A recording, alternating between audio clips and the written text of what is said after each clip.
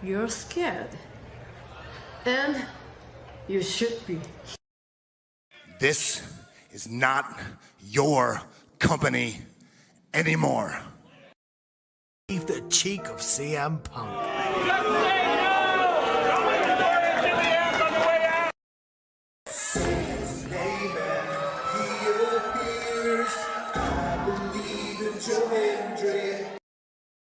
Out, combo move. This is what they've been doing. Hey, McAfee.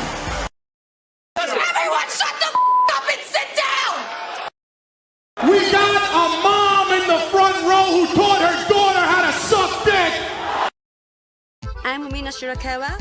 I used to be a model. I want to put on a big show. And that's the bottom line, because Stone Cold said so. What is going on, everybody? Welcome once again to the Saturday Shenanigans, hosted by yours truly, the Renegade JJ Williams. Hi guys. Hi guys. CM Punk drama bullshit to the side. I still consider Heyman the worst AEW champion they've had. First of all, we're going to bring in Walter Cruz. I said that as a joke when what's his name did his promo Monday. He said, "I'm from a prestige university." I said he majored in Steiner, man. We've got the Heb man, James Hebert, in the house. I do really cool in dumb teams. Bring me your turds. Right. A lot of shit going on here. A lot of fucking crazy ass shit. Where is Noah JD? Well, say his name and he appears, because we believe in Noah Foster. Fuck is this intro? It is one of those things where as fans we do have these desires for what we want to see, but sometimes you can't always get what you want, and there are reasons you truly don't get what you want. I wouldn't even listen to this in Grand Theft Auto San Andreas. What the fuck is this shit? God, rapid whack. Like I said, never been a greater time to be a wrestling fan, and with more companies in a more lucrative spot, in a more comfortable business spot, in a sense of mind, it seems, than ever. Again, WWE is not the only one. It is not the end-all, be-all. So let's go back to the Renegade Wrestling JJ Williams to get the official word. JJ, speak!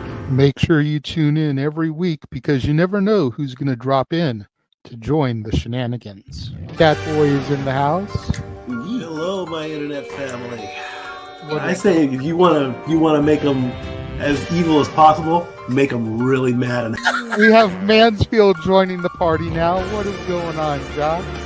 Like I told no one when we were in Cleveland, him joining Chase U was just an unfortunate side effect of my shenanigans towards you, JJ.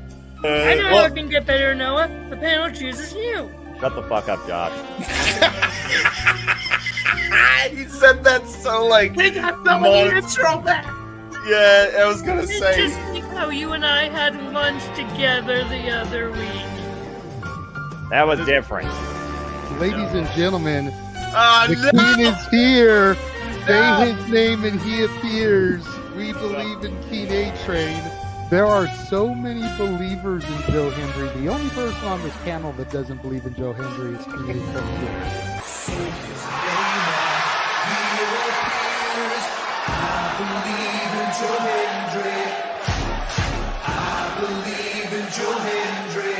Tell the world why you do not believe in Joe Hendry. The reason I do not believe Joe Hendry is he is Fandango 2.0 in a entrance merchant. I rest my case, Your Honor. Hey! There's nothing wrong with being an entrance merchant. He has some of the best entrances of all time. Teleporting into the command center, all the way from Angel Grove High, Datilla. Oh, yeah. I went to the command center on Thursday. I went to Vasquez Rocks, which is where they filmed a lot of episodes. Somebody actually climbed to the very top of those rocks. I made it halfway. I was like, I'm not going up there. Definitely Toni Storm versus Mariah May. That's the one match I probably am looking forward to the most. I really like the story. I'm familiar with all about Eve, so if it plays out that way, I kind of know how this is gonna go. Say goodnight, Datilla. Good night. James, you did say his name. So he shall appear, ladies and gentlemen. first time on the Shenanigans. Jeff Meacham is in the motherfucking house. Ah! All right, we're coming in hard with the botch. All right, fucking hell. It's good to be back. It's good to have an opportunity to talk to the crowd on a Saturday. If you want to have yourself stomach through it, you can go back and watch when the Main Event Mafia took over Impact. That's what James is talking about. So if everybody just joined us, we're talking about people sedating people, attempted murder, boys, and tips. Welcome to Saturday Shenanigans, everybody. Aren't you glad I'm back? Welcome back, Jeff. Cool.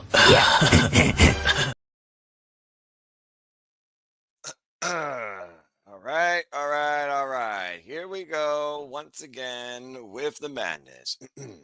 Good evening, everybody, and welcome back once again to the weekly moderated conversation of wrestling madness. That is the Saturday Shenanigans. I am once again your first and foremost impromptu starting host of the evening, the simple man Noah Foster. Good to see everybody once again on a Saturday night. Hope everyone is doing just fine and all right. Safet, good to see you. What is going on, Matt? Again, I hope everyone enjoys the conversation that's ahead. Please like, subscribe, comment, tell a friend. Again, if you want to dictate the conversation, Super Chatter, PayPal, the passions. It is truly as simple as that. We're going to go ahead and introduce who we have so far joining in the Shenanigans. First and foremost, my partner in commentary last night, where we had an absolutely incredible and honorable time last night. Thank you for those that tuned into that, as we, of course, enjoyed Death Before Dishonor. That and so much more is going to be discussed. Bringing in my cohort, he is Mr. Reliable, Reliable. Rage of Wrestling, Walter Cruz. Walter, good to see you this fine evening. How are you? I'm great. Glad to be here. It's an honor. I'm about to say, that's going to definitely be at least the opening word, as justifiable. But seriously, though, man, yeah, again, it's good to see you here again. And anyway, that being said, I know that we're not alone here. And I'm sure we're going to have fallout in many forms of discussion. Speaking of falling out, not playing a video game, but he's known to do it here and there when we do play them. And again, not specifying what game, but he knows what I mean. And we appreciate him, the newest member to the Simple Albert Studios family, who has joined the Shenanigans as latest regular panelist, Charles Schultz. Charles, good to see you this fine evening, or at least hear you. How are you? Damn it again. Always gonna know what you're referencing to every time. Of course you are. No one else is. The only other one reference can know that reference is Walter. Right.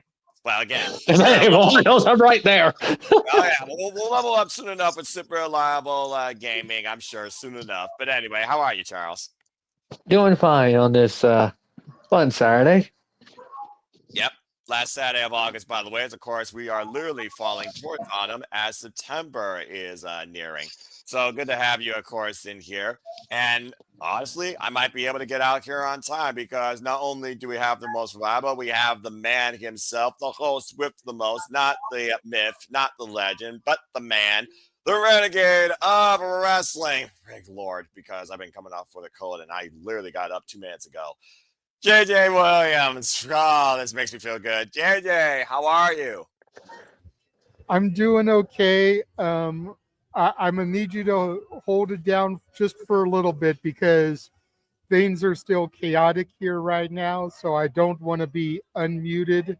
You know, I don't want us to get copyright pinged. I want to wait till the volume comes down a little bit here. So it's good. Right. So it's a good way, not bad way, JJ? Yeah, you know, but I know you. I know you want to try and be out of here by 1 o'clock. Correct. Hopefully by then things should be dying down a little bit around here, and you can still dip out at your normal time. I appreciate it. Again, always happy to cover a friend, but oh God, I'm tired. And the cold medicine isn't helping either. But JJ, always appreciate you as always, and always happy to help out a friend. And speaking of friends, we always have a friend that does really cool and dumb things on the internet, of course. And in real life. Bring him in. I need to scold him again. Oh, no. Oh, no. Ladies and gentlemen, this is the night that you now know that James Hebert officially is in trouble. James Hebert, You've done it again, apparently. JJ, go ahead. What did you do now? He did the same thing he did last week, and I got a write-up because of it. Are you freaking serious? Yes. Noah? Please explain. He called them. Yeah, he called me via James, Messenger. He's muted. We can't hear you. Hey, please, okay, James, hold on. yourself. Was it a write-up today? Did you get a write-up today? Yes, as a result from your phone call earlier. Okay, I'm just not gonna call you anymore because I'm just Stop doing that, you freaking idiots! Yeah, I'm sorry. There it is. I'm sorry. I feel bad. To be fair to James, we probably don't know when he probably does certain time of day if JJ's at his middle of work or not, so he doesn't know, to be fair. Yeah, I didn't actually know. My bad. I'll just make it known. Not call. Just don't call. I'll text first. Freaking stop hitting the damn phone button. Freaking go with text. You're lucky Jeff's not here because he would have probably suggested a shark collar. Yeah, Gum, if I was your boss right now, I'd fire you. I'm sorry. Oh, we're already off to a fun start already. I'm sorry, JJ. I'm sorry. Tell them it's my bad. They shouldn't be punishing you for that. Oh, all right. Anyway, that being said, James, that's literally, again, your second scolding. I work in the world of IT. I work for corporate America. I know the way free feigns work. Verbal warning, right up, fired. If you're not careful, bruv, you might get fired from the shenanigans here. I'm sorry. Thank God. I ain't the resources, but come the F on, man. Professionalism and consideration. All right, that's enough of that. Let's go ahead and try and get back on that task here. Now that we got the scolding out of the way and everyone's scolded again. All right, well, that being said, this is what we got for now. So again, folks, of course, you always are a part of the conversation as well. Let your thoughts be known. Again, you want to dictate super chat, period, as simple as that. But without further ado, Saturday Shenanigans panelists and Super Studios community, and of course, friends and enthusiasts, first-time viewers, and continuing followers too. Let's get right into it. Again, all the wrestling as always, all the shenanigans, all the possible conversation. It has been a very busy week. As of course, we are coming off not one, not two, not three, but four. Count them, 4 amazing professional wrestling shows in their own way. So I think it's only fitting, as we do here, to kick things off. As again, he deals with stuff, so it's all good. We kick things off with post-show conversation. We have come away from the AEW Forbidden Door. We had GCW's Homecoming Night 2. A heat wave was endured. And as me and Walter, of course, were talking about earlier, we had an absolutely incredible, honorable evening last night. So let's go ahead and bring some foresight towards everything we covered. First and foremost, we'll start with the Sunday double feature, AEW and NJPW Forbidden Door. Of course, we covered Forbidden Door Sunday afternoon from the O2. Congrats to AEW on the record attendance, 18,992. Incredible feat for all elite wrestling and professional wrestling in general. And of course, we covered it from Amazon Prime. By we, I of course mean it was me and of course the gentleman that was all very curious about the giant looming steel cage structure that did encompass the closing match. Walter, you and I covered, of course, NJPW, AEW Forbidden Door. Again, absolute pleasure. Why don't you go ahead and start the conversation with your match rundown and takeaway? It was a good pay-per-view. Honestly, it was almost a pay-per-view of the year until last night happened. But we'll get there when we get there. Exactly. Let's see. I believe it started with Paragon, Kyle O'Reilly, and Roderick Strong, and El Desperado against Yuya Uemura. And Yuya Uemura defeated Crew, Leo Rush, the Don Callis family, Lance Archer, right? There was the 8-man tag. Mm-hmm. That was, it was what it was. It started. Then this is 0 hour. What was it? Gates of Agony, Bishop, Toa against and Ricochet. More on them later because they fucking showed their face later. They beat Jet Speed, which of course people Mike Bailey, Kevin Knight, your typical high flying stuff. I actually didn't expect them to win, to be honest. Then Noah's fight, probably, but Julia Hart, Sky Blue, and Takia were against Megan Bain. And Megan Bain, Penelope Ford. Who the hell they beat? Harley Cameron, Chris Statlander, Queen Aminata, Willow Nightingale, right? Correct. That was by pinfall. Then you had the main event, which was Ops. Of course, they won against Bullet Club, War Dogs. That was by pinfall. Then the pay-per-view started. Yeah, that's where fans really picked up.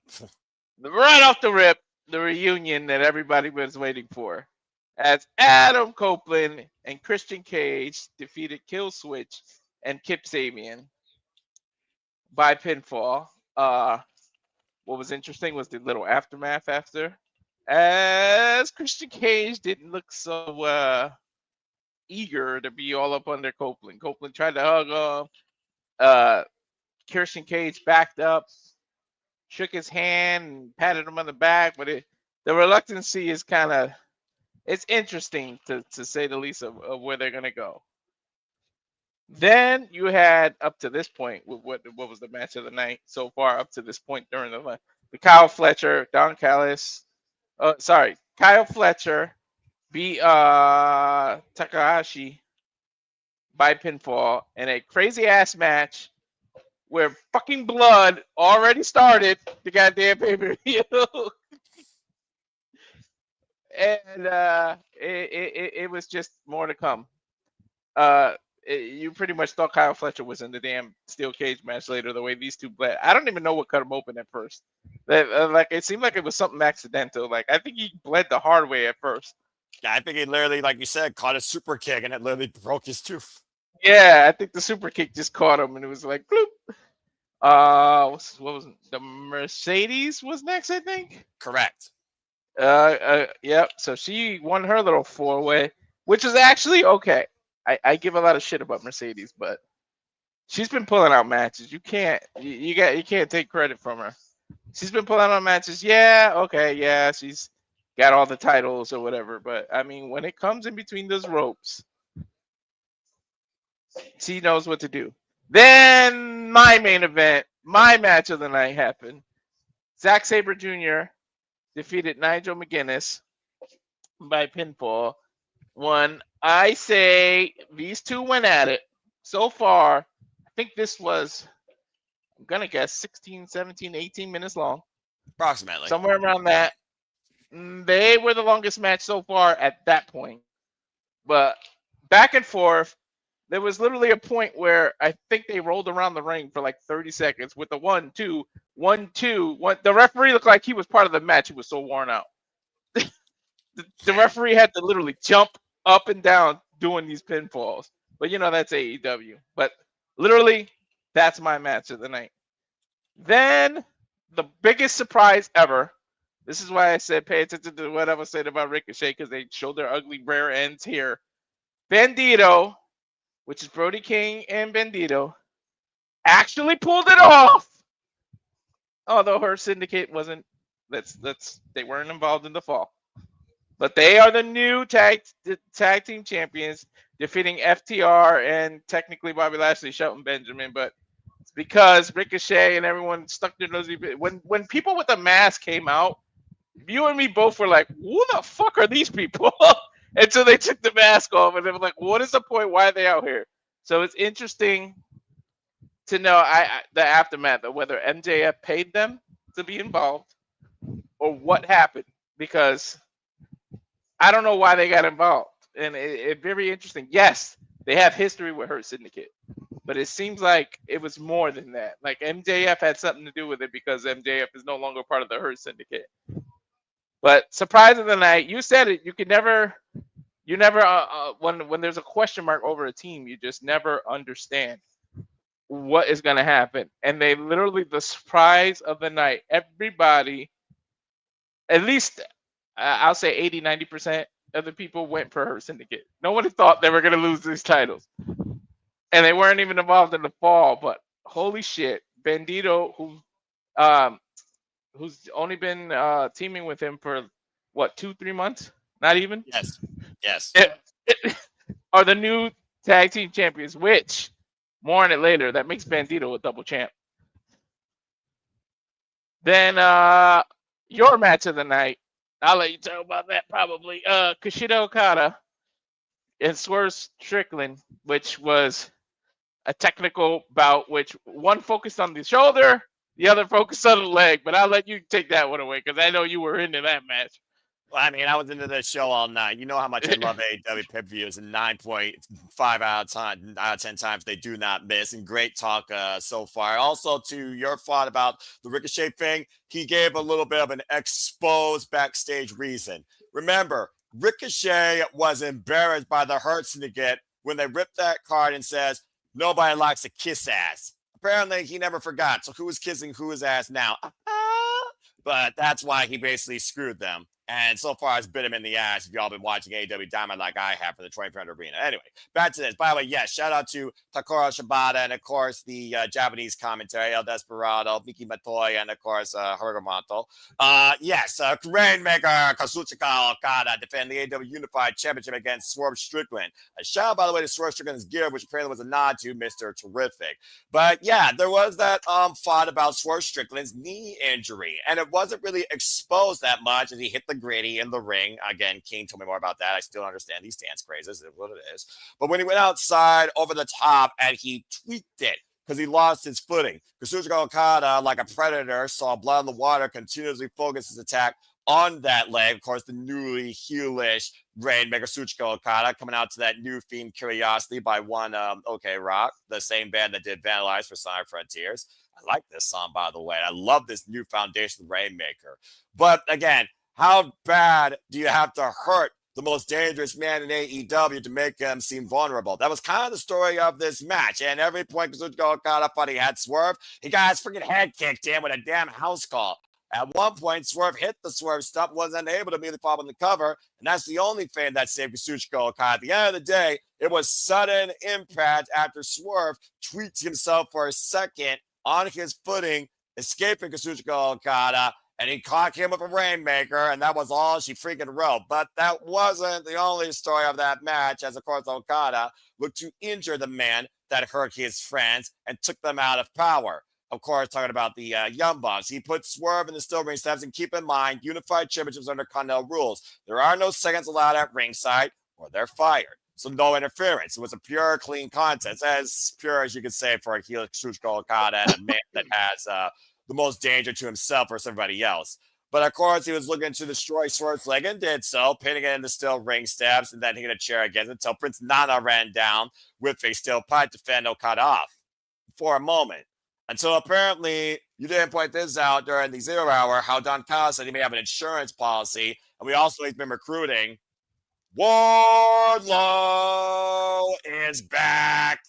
And apparently Wardlow has joined the Don Callis family after he obliterated Prince Nana and security, why Swerve could do nothing. I have never seen Swerve more vulnerable and helpless in my life since him and Adam Page burned his childhood family's house down. And it was confirmed shortly after, as he embraced Don Callis, that Wardlow is the newest member of the Don Callis family, and Swerve's been taken off TV indefinitely. Although there was a subtle interaction with the last member of the Don Callis family coming out, being Konosuke Takeshita, who, of course, will now challenge Nasu Jr. for the IWGP World Heavyweight Championship at Ryogoku Sumo Hall at King of Pro Wrestling. More on that if you all saw Wednesday Night Dynamite like I did when it comes to him and the Rainmaker particularly. But so far, Konosuke nodded. I don't think Wardlow and Konosuke ever faced their one-on-one either, so this could lead to some very interesting long-term matches that I hope to see. But that was basically the story of the Don Callis continuing to run roughshod and grow bigger with incredible talent. Kyle Fletcher successful, Kazuchika Okada successful, and thankfully that was all the Don Callis family we were going to have for the rest of the night as we got into the first of 2 of our World Championship matches following this. And God save the Queen. Go ahead, Walter. Yeah. Timeless Storm and Athena, which stole the night. Right off the bat, Tony Storm did the smart thing. Took Billy Storm, why did I just call her Billy Storm? Holy shit. Billy Starks out immediately with the Storm 0. That's what I was trying to say. You got it. So immediately she did that. Then we get to the match. literally, James, you need to clip it because there's a point where Athena kicked out where my jaw literally went, and Noah had to check on me. It was like, "Are you okay?" Because I froze. I couldn't believe the close encounters that they had, to the point where she came back, she recovered. Starks got up later, but she provided distractions throughout while Athena hit the old face, and then Mina Shirakawa came out. This match was kind of chaotic now that I'm thinking about it. Mina Shirakawa came out, she chased Starks out, and then Tony did it. I believe Tony did it. She actually got Athena, who hasn't been pinned or covered, at least not on Ring of Honor. We'll get to it later, for close to 1,000 days, and she got her to actually tap out. Tony Storm won, not by a can, not by Storm Zero. And by the way, I think didn't she hit 3 Storm Zeros in a row and Athena still kicked out? No. Or 2? Yeah, Was it 2? It was 2, but yeah, it was 2. Still, kicked out. Yeah, I think that's the moment that my jaw went. So you got to clip it, James, because to make it for the end of the year, because I literally was like, Noah was like, "Are you okay, dude?" But with all due respect, Walter, let's let him clip the shit that he has to do first before we give him more work. That's true. Yeah, this is fair. This is very fair. You got to give him all the work for that's the least. We're still waiting on the highlight reel from last year. It's going to be September 1st here, and we still haven't got the highlight reel from 2024 yet. Accurate. Yeah. The least you got to do everything. That should be your punishment for getting JJ in trouble for fucking calling him. Anyway, continue, Walter. But yeah, she locked in the chicken wing. I think does she call it the chick wing, or does she still call it? It's the chicken wing, but she calls it the chick wing, doesn't she? I believe that's correct. She also tried to win with her biggest package and wasn't able to. And the story also in this match was timeless Tony Storm's neck that Athena heavily focused on, including a modified Koji clutch takeover where I thought Athena had Tony Storm dead to rights. That was the closest opportunity Athena had. But the way that she hit the old face, bracing Tony Storm against the top rope, I think she hurt herself in the process, distraction or not. And I think that was her undoing, because she obviously exaggerated either her neck and shoulder, because you notice how quick Athena tapped out in that hold. She did not even last more than 15 seconds. Yeah, I think it was that, because she was hurt. And then later on, we would talk about it. Athena's been through hell lately. Like, I mean, knees, everything. She's been broken down. But hey, time to start Broken London Curse. Anyway, on to the semi-main. Which would have been Hangman and MJF. 3. Okay, so the rules were, if Hangman got disqualified or counted out, he would have lost. And goddamn did MJF try to do that. That literally all the table, everything that they set up on the outside of the ring. There was a point where I think he tripped. I don't know. You correct me if I'm wrong, but that should have been a 10 count, because Hangman fell again. But referee and their counting. I don't know. Referees don't pass first grade because they never learn how to count past 9 ever. If you know, you know. But like, Hangman literally should have got counted out, but he slid his ass back in the ring. But you want to talk about blood? I don't know why they did that in this match when it was right before the cage in the main event, Noah.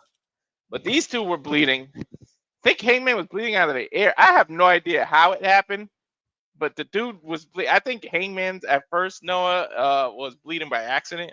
Then it was MJF. That dropped Toho face first in the steel chair, and also throwing him face first in the ring post by his belt didn't help either.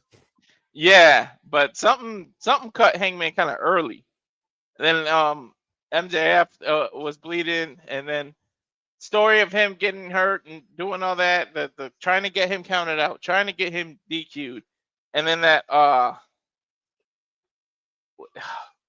is it Dead Eye? I keep wanting to call it Dead Shot. It's Dead Eye, right? Dead Eye. He hit the Dead Eye on the freaking table on the outside. There was like a setup of these tables that they set up. That Dead Eye was dead to right. I thought it was over. And then MJF tried to hit what the hell he's called that springboard power driver from the rope?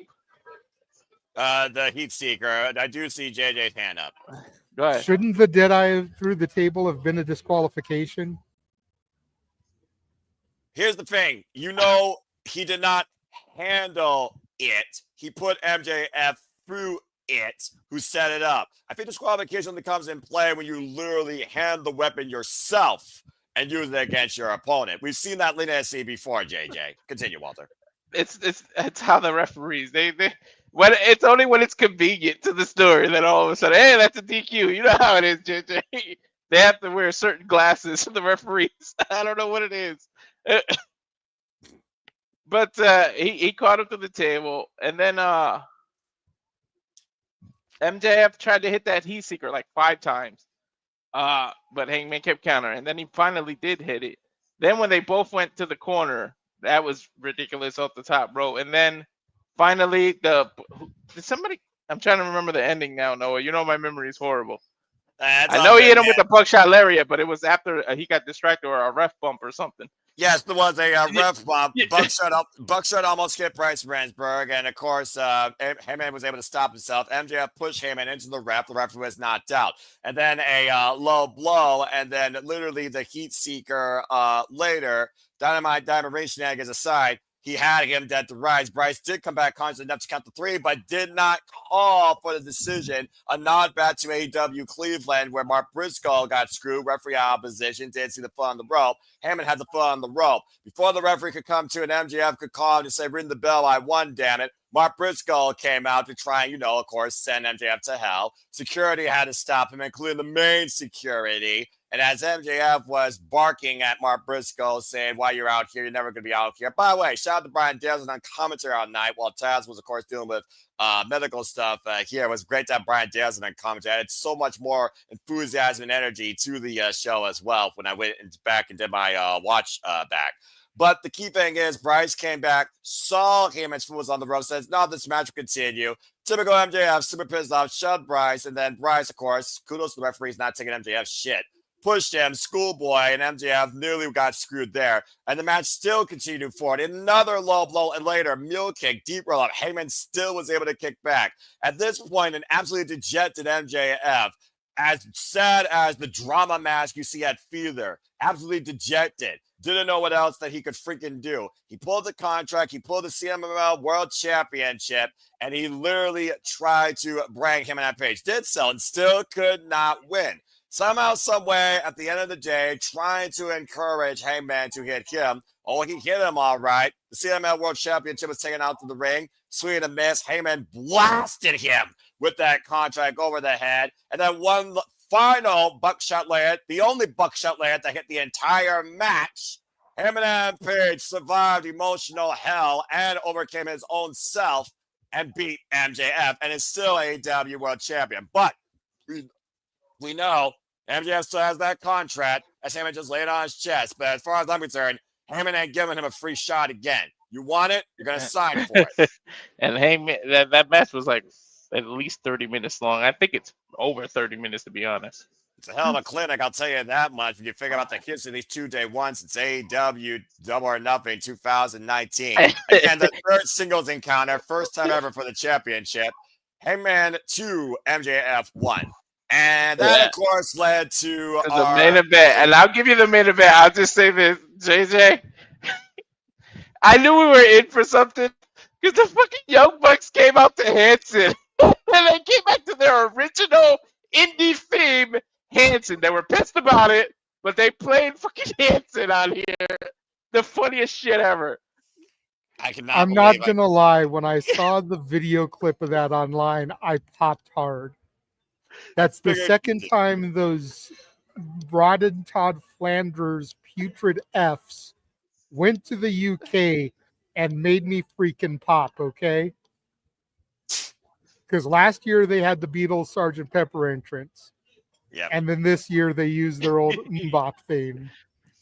I cannot believe I heard Hanson. And I'll let you talk about it, though, a bit. I'm telling you, anything you could think of was involved in this match to the point that there were fucking gummy bears. Yeah, people, not thumbtacks. Gummy bears involved in the goddamn match. Well, I mean, again, the Young Bucks, they aren't EVPs anymore. They don't have the budget to afford even weapons. I'm surprised they can still afford decent footwear. But yeah, they came out to Hanson, Slick Nick, instant replay, Titantron aside. Great entrances, of course, galore. Hiroshi Tanahashi's last match in the UK. Darby Allin, of course, coming out with a field of crows like it was birds off at Hitchcock. And, of course, the love note, read and narrated by Alex Windsor, bringing the bruv home in the L2. Will Ospreay. I never heard a louder ovation for the bruv in my life, especially the Ospreay chants. And just that look at that cage, figuring that this might be the last time I am truly Will Ospreay ever again. The field was set. And then after the Young Bucks came out, the Death Riders and Gabe Kidd. And as Walter said, all hell broke loose. Giant steel cage structure that surrounded the entire ringside area included. Everything, including gummy bears, was used here. Damnedest spots include Darby Allin taped down to a steel chair while John Moxley tried to literally rip his ear off with a fork, blood gushing everywhere, as you would expect from that thick fuck. And yeah, everything aside, Golden Lovers, of course, in their unique tag team synergy, a nod back to Golden Lovers versus the Young Bucks. Tanahashi at one point was contemplating about doing a high fly full off the steel cage. Thankfully, Ospreay, Omega, and Ibushi told him no, because you still have to get to January 4th, 2026, Wrestle Kingdom 20, bruv. And Marina Shafir and Wheeler Yuta watched down from the outside. At one point, John Moxley directing traffic. Claudia, by the way, was a freaking nuisance here. At one point, he threw Darby Allin into the steel cage, bounced him off like a ball as he crashed in a heap on the floor. Darby Allin, somebody needs to check that man's DNA or he's going to become a cadaver, I think. And at one point, while Darby Allin, you thought was a non-factor, Darby Allin took Yuta off the top of a steel cage, threw 4 damn tables, stacked on the outside, while, of course, outside interference got involved here, as you would expect. Eventually, though, the Young Bucks was isolated. It was Hiroshi Tanahashi that did get the win with the high fly flow. Every possible finishing sequence you think could be used here was used here. And the story of the match was the fact that Team AEW, once again, beat the Death Riders. Ospreay was looking to get his pound of flesh to break Moxley's neck. Didn't happen. And as Ospreay celebrated, as he was left alone in the ring, figured about, again, this might be the last time we see him. That was not the ending that you saw. They won the fight, but lost the war. That's putting it mildly. When John Moxley hit him with 5 damn paradigm shifts, back to back with the Death Riders, held Ospreay hostage in the middle of the ring. Then one last high-angle Death Rider, as the camera was finally lifted up, and Ospreay left on a fucking stretcher. They might have literally incapacitated him indefinitely. You want to talk about really rewriting AEW? Swerve Stringer Ospreay, they've been written off TV for the longest period of time, and who knows, we might see Ospreay again. I had not expect that ending, but it goes back to what I said. This does not end until Darby Allin and John Moxley have their one-on-one war that started in the first place. Death Riders ride out in defeat, but they took a body. Permanently, probably. Poor Darby with the freaking. I knew he was going to do it. The coffin drop for the cage to the outside to those tables. Like, I knew he was going to do some crazy shit. Poor Darby, man. I did not think he was going to take freaking Yuta with him, though. Damn. Hey, you got to do what you do, but they could not get none of the ops even came out. Nobody can get in the cage. And poor Will Ospreay was left all alone, man. And the Death Riders just had their way with him. And I don't think we're going to see Ospreay for a long. Did I say long? Long time. Yeah, possibly a long time. And to Charles' point, it was Gabe. My bad. It was a Gabe Kidd. Freaking madman, you know. But yeah, and that was Forbidden Door. So again, incredible pay-per-view. And again, AEW always leave you with what the hell's next? Why do we end like this? And as far as I'm concerned, Will Ospreay, thank you. Death Riders, fuck you. What happens next to AEW about sorcery and Will Ospreay now, part of the show? Who the hell knows? And also, how can we forget? During one point, we had the Eternal War with Thekla and Queen Amanada fighting in the entranceway. Sisters of Sin, Sky Blue, and of course, Julia Hart, Triangle Madness showed up. And Jamie Hayter returned trying to take Thekla's fucking head off. For those that watch Collision tonight, those two are going to beat the ever-loving shit out and I cannot wait. So it's good to see Jamie Hayter back as well. Jamie Hayter came back. Because you just went down the matches. You went down the matches orders. That was after the IWGP Championship match. Of course, you know I'm going to talk about Jamie Hayter because kind of hater. But that was AEW Forbidden Door. So to Walter's credit, yeah, absolutely phenomenal pay-per-view. Incredible atmosphere. All the matches, I think, really delivered on what they were trying to do. And talk about a unique ending. I didn't think it was going to be, all happy and glorious. I knew we were going to get a great winner, but talk about running off Will Ospreay, though. Jack, overkill, definitely. To be fair, it makes sense what they did, to be honest. Yeah, that's just true. And that was Forbidden Door. So before we move into GCW Homecoming Night 2, James, I'll start with you. Any thoughts you have regarding Forbidden Door, man? I thought the show was excellent. Top to bottom, AEW does not miss on pay-per-view yet again. They have a pretty damn good batting average. And it showed here again, man. I loved the show. I thought the show was really, really well done. I really liked that Tanahashi got the pin. I really liked that little nod because he's on his retirement tour. So I'm glad they gave him that big win in London and basically the big win on major pay-per-view to kind of ride off into the sunset with, at least from a international standpoint. So I think that's really cool for him. And overall, really loved the show. You guys pretty much covered it. Top to bottom, excellent pay-per-view. Would recommend.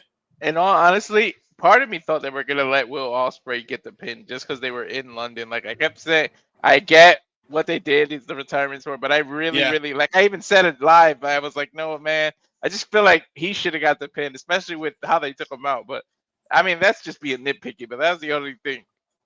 Yeah, and also, let's give a shout out to Bozilla, by the way, that looked like a fucking kaiju in that freaking Fatal 4-Way and Persephone and that freaking attitude.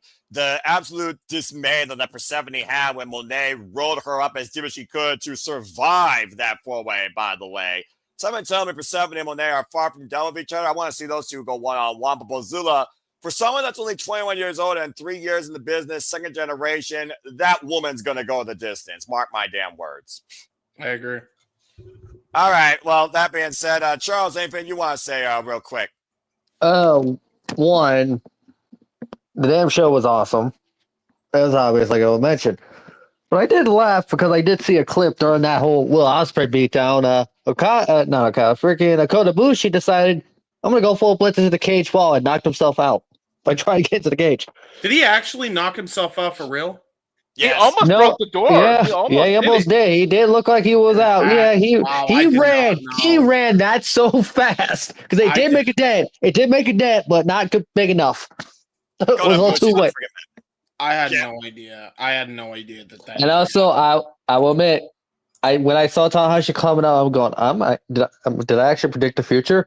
And I know you're pointing at me because I was the one that said I expect Tanahashi to do a high flying throw or jump off the top of the cage during this match. Thank goodness. I'll say when I did see that spot when Will and gets to stop, I'm like, damn it. I wanted at least be right. I'm sure you did. You freaking sicko. Freaking break. Oh, no. Hey, I doing everything else. So, yeah, that's all I got to say. Fair enough. JJ, do you have anything to say real quick before I bring in our panelists and move on to our next show?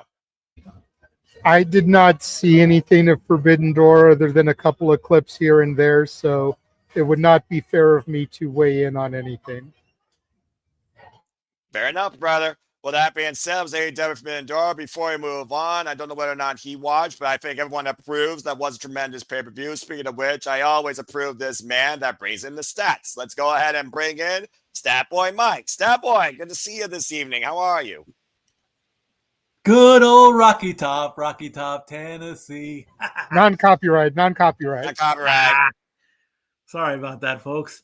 I'm just the day was rough today, but the Vol started off the season great, and it's not how you start, it's how you finish. So a little bit of drama, but I got through the day. Looking forward to going to work tomorrow, and can't wait for Monday, which is why I'm here. Fair enough. Cheap plug. Exactly. All right, well, hey, why don't you go ahead and remind the people once again what's ahead on Monday before I move into our next show?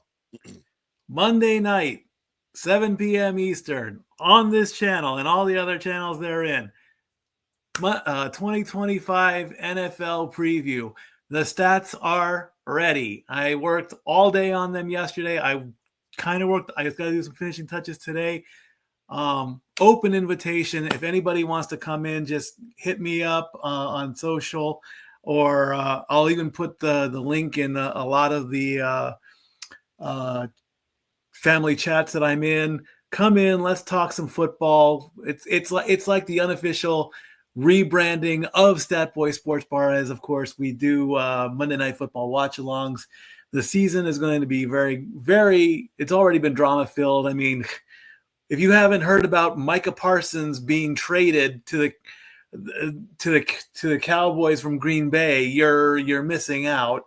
And Florida State beating. To Green Bay from the Cowboys. Yeah, to Green Bay from the Cowboys. See, even I'm so excited about it. I'm saying it backwards. Hey, get the botches out while you can. I'm wearing a Yankees hat while throwing up the Vols. What more can I talk about? I have no idea.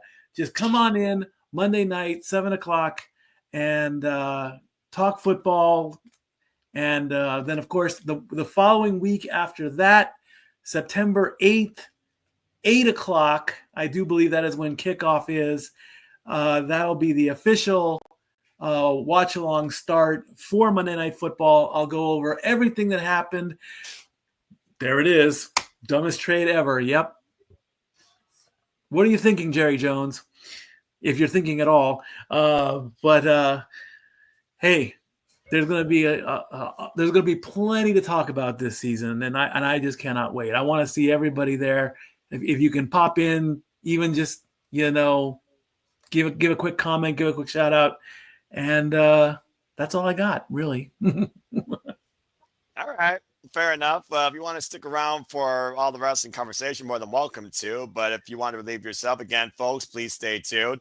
Stat Boy Mike, he's going to be busy this fall season covering all the football. And of course, tomorrow is the Clash, right? So. Yeah, and we're going to talk about, is it hype? Are we hype? Are we not? We'll talk about that more after we're done with the rest of these shows. You want to stick around for that conversation as well. Well, sadly, I would love to, family, but, priorities over passion. Got to go to work in the morning. So fair enough. I love you all, family. Thanks for the quick plug and shout out. Have a great rest of your night. Send some blessings my way. Tomorrow is Sunday. I love you all. Stat Boy out. Appreciate you, brother. Enjoy your evening again, folks. Stay tuned for Stat Boy Mike covering all the football on Monday nights. All right. Well, as we get back to continuing the conversation on all the wrestling, we are now in show 2 in what many have called the most violent GCW show of the weekend, GCW Homecoming Night 2. So, James, go ahead. Lead the conversation. I am traumatized. I am still traumatized. It was not that bad, James. Dude, it was really fucking violent, dude. Okay, it was violent 30 seconds in, JJ. Look, I watched everything from Homecoming back except for Tremont Bronson. And that's only because I had to pause to do something else, and I just completely spaced out on coming back. But I watched both nights. Everything except the main event, but I watched enough to see the entrance, which is what I clipped, shared in the group chats, because goddamn, if he doesn't get a Warriors welcome every time he comes to the ring, and the fact that it was in Jersey, his home, I hope that the crowd in LA is that loud for him when they come out here on the 20th of September. But I don't think it was that bad, James. And again, I didn't see the main event to see how violent it was. I'm sure it was violent because I know the people that were in it, but I think you're overreacting and over-dramatizing just a smidge as opposed to the rest of the card. It was traumatizing. I was very traumatized. It was very scary. That said, it was a show. It was a crazy show. Night 2 we're covering, or both nights? Yes, night 2. Okay, because yeah, we that's did what- night 1 last week. Yeah, Correct. we did.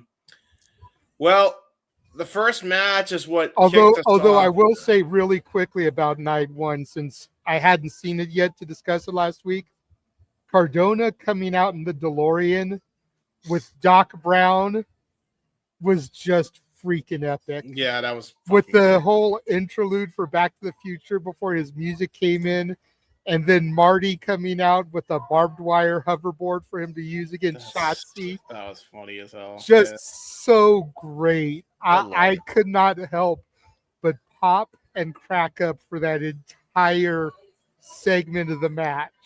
Yeah, I no, that just was had really to good. get that out there. Very good. It was very good. I enjoyed that as well. The first match was already crazy enough. There was the death match between Masashi Takeda and Drew Parker versus Dangerously Sick, which is Mr. Danger and Little Sicko. I guess this is a new team now, and judging by how brutal this match was, I'm scared to death of what's about to happen. Right? And here comes Nick because oh boy. Was Nick the one that covered it with you? Yeah. Yes, he was. Yes, he was. Let's go ahead and see these two have it their way with this show. Let's go ahead and bring in one half of the Canadian Connection, Nick Ferrantes, the founder of his Wendy's order tonight. Wendy's okay, I can appreciate. So, Nick, first and foremost, what's on the menu and how are you? We're good. What's going on, boys? Hello. Apparently, James is traumatized from GCW Homecoming Night 2, which you both can tag team on. And it's good to have you on here on the Shenanigans, as always. I would like to tag team with James at any time he wants. Whoa. Hey, yo. What do you mean?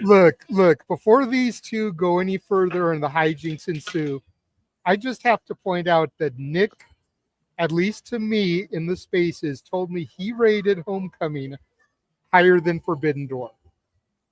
Wow. That says a lot. Yeah. So I was literally sitting with my wife watching you guys. I wasn't gonna come on because I was exhausted. But then you guys started talking about Homecoming. I'm like, sorry. I turned around. I'm like, I have to go on there. I have to. She's like, all right, go. So yeah. Homecoming Night 2 is fucked. Yeah. Yeah. First death match in was crazy. Okay, like Masashi Takeda and Drew Parker taking on Dangerously Sick is what opened it up. But Takeda's match, it wasn't as bad as the one he had last night. night. The night 1 match, yeah, where he damn near fucked his leg up. I think JJ, you said you didn't watch the Tremont Bronson match. Correct. That's as far as I got. I saw the entrances. Okay. Because I flipped and shared Tremont's entrance in the group chat because I wanted them to see the entire crowd singing Journey to him. Dude, I shared that clip to my mom because she raised me on Journey. And I wanted her to see a wrestler coming out to Journey with the entire crowd singing him to the ring. Journey is such an incredible band, by the way, too. Anyway, James and Nick, please continue. But that's as far as I got. I didn't see the actual match, but I saw everything else, Nick. Yeah. You could see, yeah, I think, I don't know how James feels. As the night went on, it with especially with the death matches, it got progressively not worse, but more violent. Yes. Yep. That's exactly it. And see, and I feel that's to be expected because it's GCW and it's their homecoming show. I assume their homecoming show is like WrestleMania. Judging by the way they treat so I can kind of understand that. Yeah. So again, it was a good show. I'm just petrified because there was the first match, which was insane. Marcus Mathers and YDNP show why they're the best trio anywhere right now. The YDNP have been great together anyway. And then you have Miracle Ones who actually made, at least for us, SRS debut, because I had never seen them before, and now I want to see the Miracle Ones more often. I was really a fan of them as a trio as well. I hope to see them as we go on. We had Mance Warner taking on Dr. Redacted. Dr. Redacted is fucked. Yeah. So as you know, Mance Warner just gets more plunder. He just starts stabbing him with this plunder, right?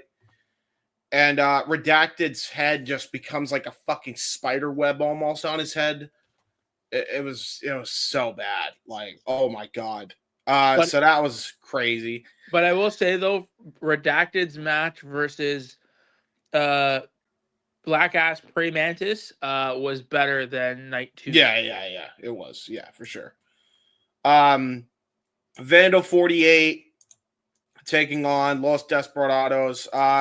Really enjoying this team, even though they came on the losing end twice. Honestly, though, probably the worst match of the night. I do notice that I feel like Napier and Otis Cogar do not really gel well.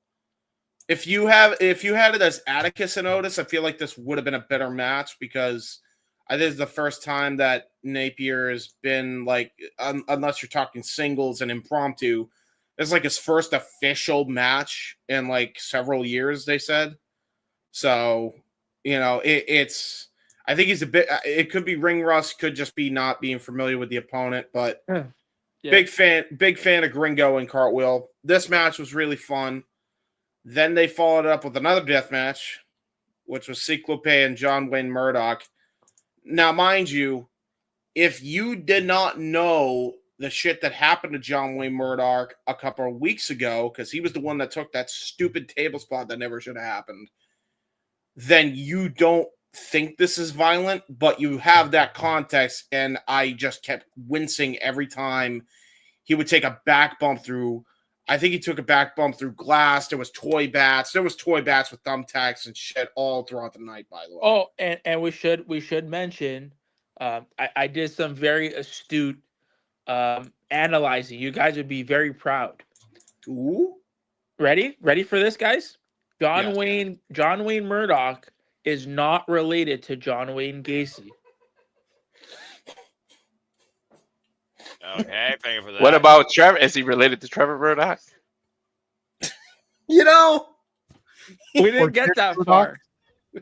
We did not think this far. Guys, listen, you're asking really good questions that we don't have the answers to. So we'll get back to you. Gacy related to John Wayne Gacy. That's a very fair point. By the way, it was the destroyer that you were probably wanted to talk about, James, that he hit off the rope through the tubes. Yeah. Yes. Okay. So it was. Yeah. Oh, by the way, one of the best spots of the night, like unironically, one of the people in Miracle Ones does a springboard Hurricanrana Canadian Destroyer from the Hangman's position. Oh. I was fucking blown away by that. That's a move I never ever seen before, and it looks so damn clean. It's actually one of the few moves that I feel like you could literally hit on anybody. That finish is going to be like, there's going to be one of the top finishers. That's going to be One Winged Angel status in 5 years, I think, if he gets up there, because that finish was insane. Yeah. We had a scramble match. It was more of a cool down. They just kind of chilled. Did a bunch of cool spots. It was Joey Janela, Flying Ryan, Griffin McCoy, Teriyaki, Austin Luke, and Grayson Pierce. Joey Janela wins to the shock of nobody. Yeah. And the match that took this over the top. Well, hold on. We're forgetting something. Oh, yeah? So we're forgetting something. And this goes to my reason of why I rated it. I did rate this show higher, or these shows higher than Forbidden Door. It could have been higher, but we had on night one the stupidity of Brett Lauderdale coming out and pretty much jerking himself off in front of the crowd. Seriously, if I never have to hear Brett Lauderdale talk ever again, like I'll be happy. I'd actually prefer Tony Khan. Don't tune into the Game Changer World podcast on Tuesday then. Oh God! That's because they're going to be interviewing him. Well, I mean, I'm sure he's fine in an interview sense, but he doesn't need to come out and do a 20-minute promo. Yeah. On just listen, I get Nick Wayne changed the business for GCW and stuff. Like I totally get it. Yeah. But it's like he was out there and be like, "This is my fucking brother. I love this guy." Yeah. It was just like, oh my God. Like it was the craziest self-fellatio I've ever seen. Exactly. On a microphone. But then on night two, I will admit that segment went a little bit long in the tooth, but I didn't have as much of a problem with it because he was basically covering the history. But then for someone like James, me, even you, Nick, who just kind of came into GCW this year, getting the history lesson really kind of helped put things in perspective for me. It went too long and it was talking about nonsense. I just felt. But then, at the end of the day, it set up the War Games match that they'll be having when they go back to Atlantic City in October. My point, So but you could have done that. You could have done that. But hold on. Yeah. So 2 things. Then you had on night 2, or was it still on night 1? But then I get what you're saying. It tried to set up the War Games, but they ended up setting up the War Games anyways at the end of the 6-man match, because those guys came out again, right? The Juggalo guys came out again at the end of that match. They should have honestly just had Nick Gage cut the fucking promo. If they were going to have anybody talk, it should have been Nick Gage, and Brett Lauderdale says fewer words. No, but what my thing was that the Brett Lauderdale stuff was all pointless if you had the Juggalo guys come out anyways at the end of the YDMP match. Not even screw them or anything. Just It didn't need to be 30 effing minutes taking us over time to miss Shenanigans. Put it that way. I didn't like it at all. But then Effie's speech. Oh my God. Oh yeah, this fucking I forgot about this. This was not good either. This made no sense to me. I like Effie, by the way. I've talked very nice about Effie. I think he's underrated as a wrestler. I don't think people give him nearly enough credit. But man, he comes in and he yaps about, I've run through the roster. And then Charles Mason comes out. I found this hilarious. Who he already beat. And then, he cuts a promo on him. Effie is standing there, letting him do it. Then Atticus Cogar, who Effie's also beaten, comes out, and he wasn't with Vandal 48 the first time. No, he wasn't. So this was insane to me. Effie just then goes. I will say the line where he said, "Hey, you two need to work out some issues, and I don't think I need to be here." Like, giving sexual innuendo was funny. Haha, funny. Effie. Right? So that was funny. But still, what was the point of him coming out here to set this up? And then it sounds like, he wants to let bygones be bygones, Atticus Cogar. And he's telling, Charles Mason, hey, maybe we be better together than against each other. Now, we could kill each other, but what if we went after the whole roster type of thing? So he holds out his hand. They shake on it. And then Vandal 48 comes out and then beats up on him. And then just leave him laying again after the night 1 fiasco, which is fair enough. My question is, if he wasn't going to join, why do this and make Mason do a dumb baby face angle when he's a heel too. And then having Atticus Cogar say to Effie's face, "I'm not worried about your championship." Yeah, that was so strange.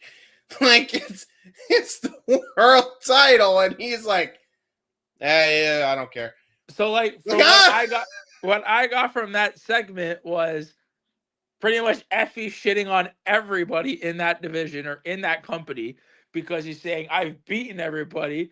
Nobody's on my level. Fuck you guys." And then Atticus comes out and says, "No, I'm not worried about you." And then Effie turns around and says, "Well, if you're not worried about me, what the fuck am I doing out here?" Yeah, it was just really weird. It's a really weird segment. We don't even have a contender for Effie's championship at this point. Like, he's run through everybody that could have taken it off him. So he is defending the title at Homecoming LA against Shotzi. Yeah, no way. Shotzi 2 belts? Why not? Why not? Hey, might as well. Every time I think Effie's gonna lose that belt, he fucking wins the match. Yeah, at this point. Yeah. Walter, I thought he was coming out to at least relinquish the title because we saw that he had a knee brace on. Knee injury, yeah. Like that was. I'm like, okay, this guy's coming out to, he's got to vacate it because he's gonna go get surgery or something. No, just comes out and says, "I just want new challengers. I've beaten this guy, beaten that guy. Nobody's on my level," kind of thing. And I was like, oh. I've got a theory. Okay. Based off of what we saw at night 1. Cross? Killer Cross. Probably. Yeah, probably. Yeah, probably. Possibly night 2 when they come back to Atlantic City, since he made his return debut in Atlantic City. Sure. Yeah. We forgot also KJ Orso cut a promo. Yeah, his was the best out of all the promos that we saw, for sure. I mean, that's not surprising. KJ cut a promo on Sam Stackhouse. Yeah. And then the main event was just, man, like, dude, it was so bloody. Like, it was so absurdly bloody. I've never seen a man bleed so much from the back in all my life. I don't know if I ever want to again. I mean, I will, because I know content-wise, everybody likes to see me freak out. So, clip real worthy, but like, fuck, James, I think I beat you on the clip department. Oh, we were fucking freaking out. Watching James freak out over blood is like watching Noah have a meltdown. Dude, I freak out over the stabbies. It was like when they're stabbing each other over the head and shit is so nuts. Like, the skewers, dude. Yeah, skewers is kind the little board with all the blades that they just smash into their forehead. I hate that, and I hate the dart. The dart. Okay. The one thing that got me, I think you know what? We saw the hypodermic needle in AEW, so I thought I'd be like, all right with a lot of things now, watching that spot. The fact that they had actual knives on a board, bro, that I was like, oh, dude. There was at one point they set up a fucking bridge on the outside, and they do it so quick, and they don't show it because they're just showing people bleeding, right? So we don't see. I don't think we see Tremont setting up contraptions at all, because like you just see Bronson is like bleeding buckets. All of a sudden like after Tremont sets it up, Bronson goes, picks him up, fireman's carry, does a Green Bay fucking plunge into this fucking crazy ass barbed wire, glass and thumbtacks on a board bridge.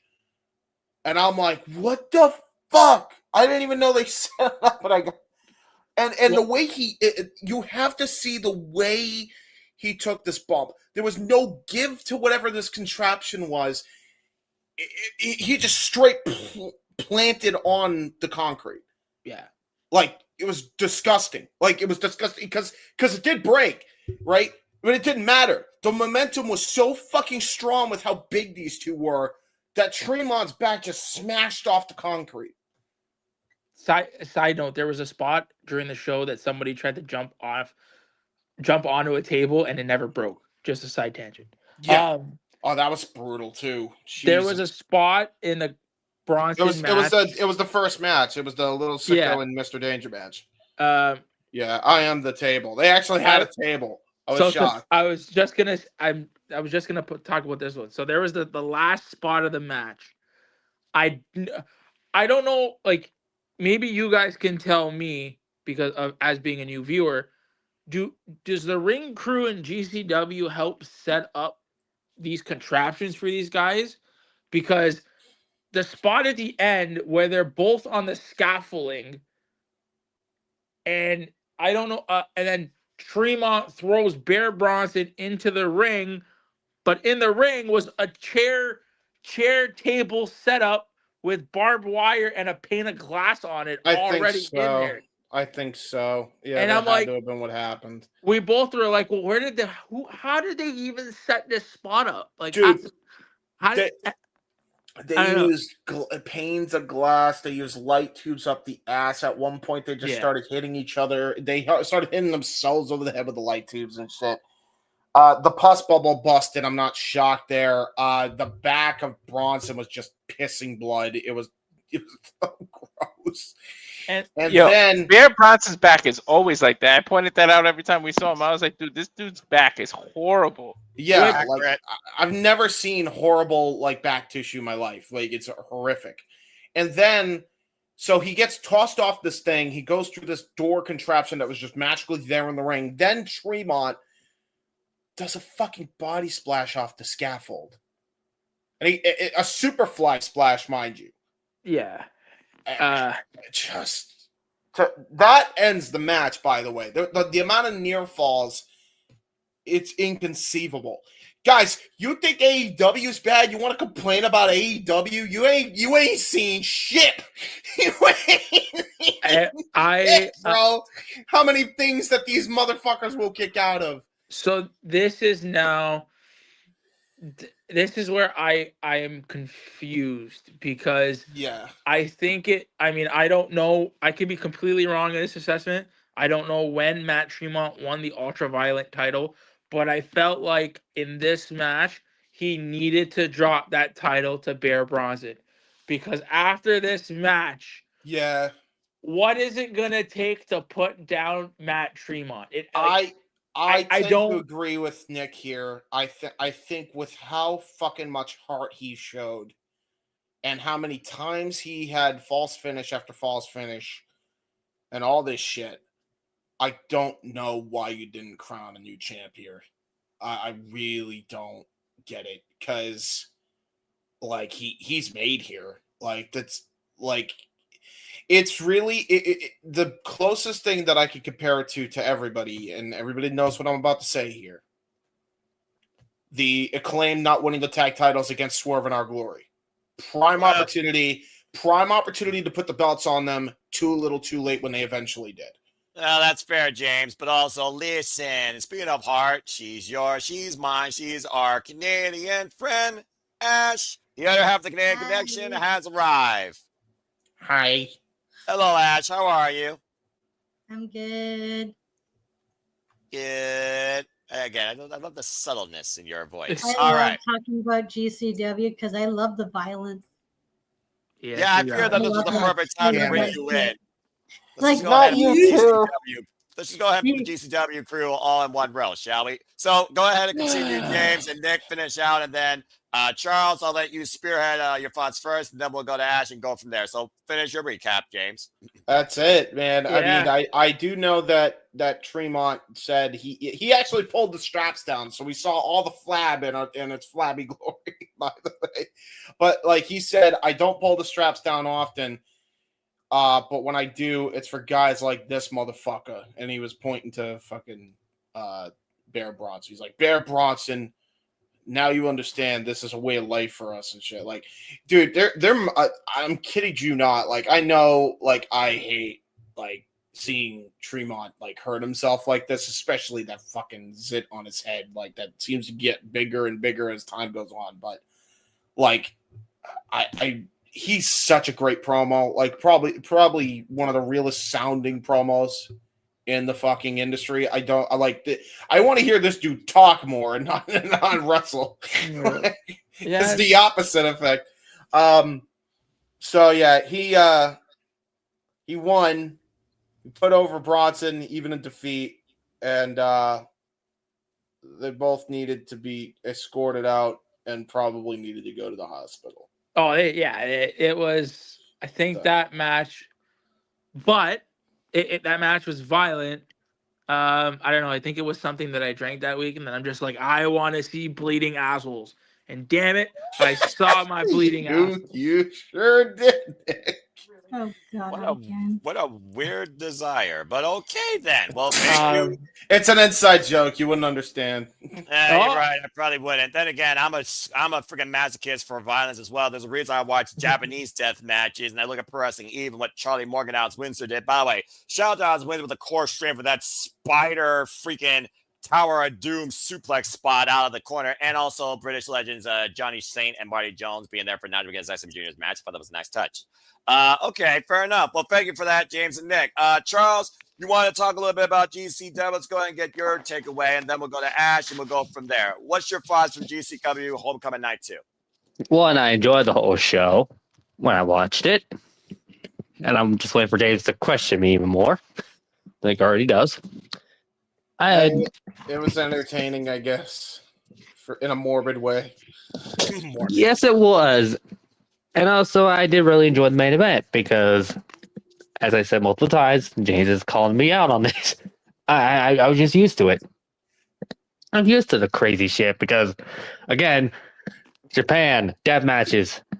GCW over here desensitizing our youth to fucking violence. James, I've been used to this violence even before I started watching GCW. Freaking Japan. Yeah, that's all I need. That's all it needs to be said. Yeah, exactly. And we are never, ever, by the way, I want to make it clear, we are never covering a Piranha Pool death match. We are never doing it. It's not happening. Okay, then. James does not want to be scarred. He's already getting. James is already scarred enough. I've seen too many people get stabbed in the head this year. I hate it. Oh, don't worry, James. It's gonna continue. Don't worry. This is accurate. Never. But overall, I did enjoy the show, and I did agree with James on one thing. And Nick, we did not need a Brett Lauderdale running his mouth.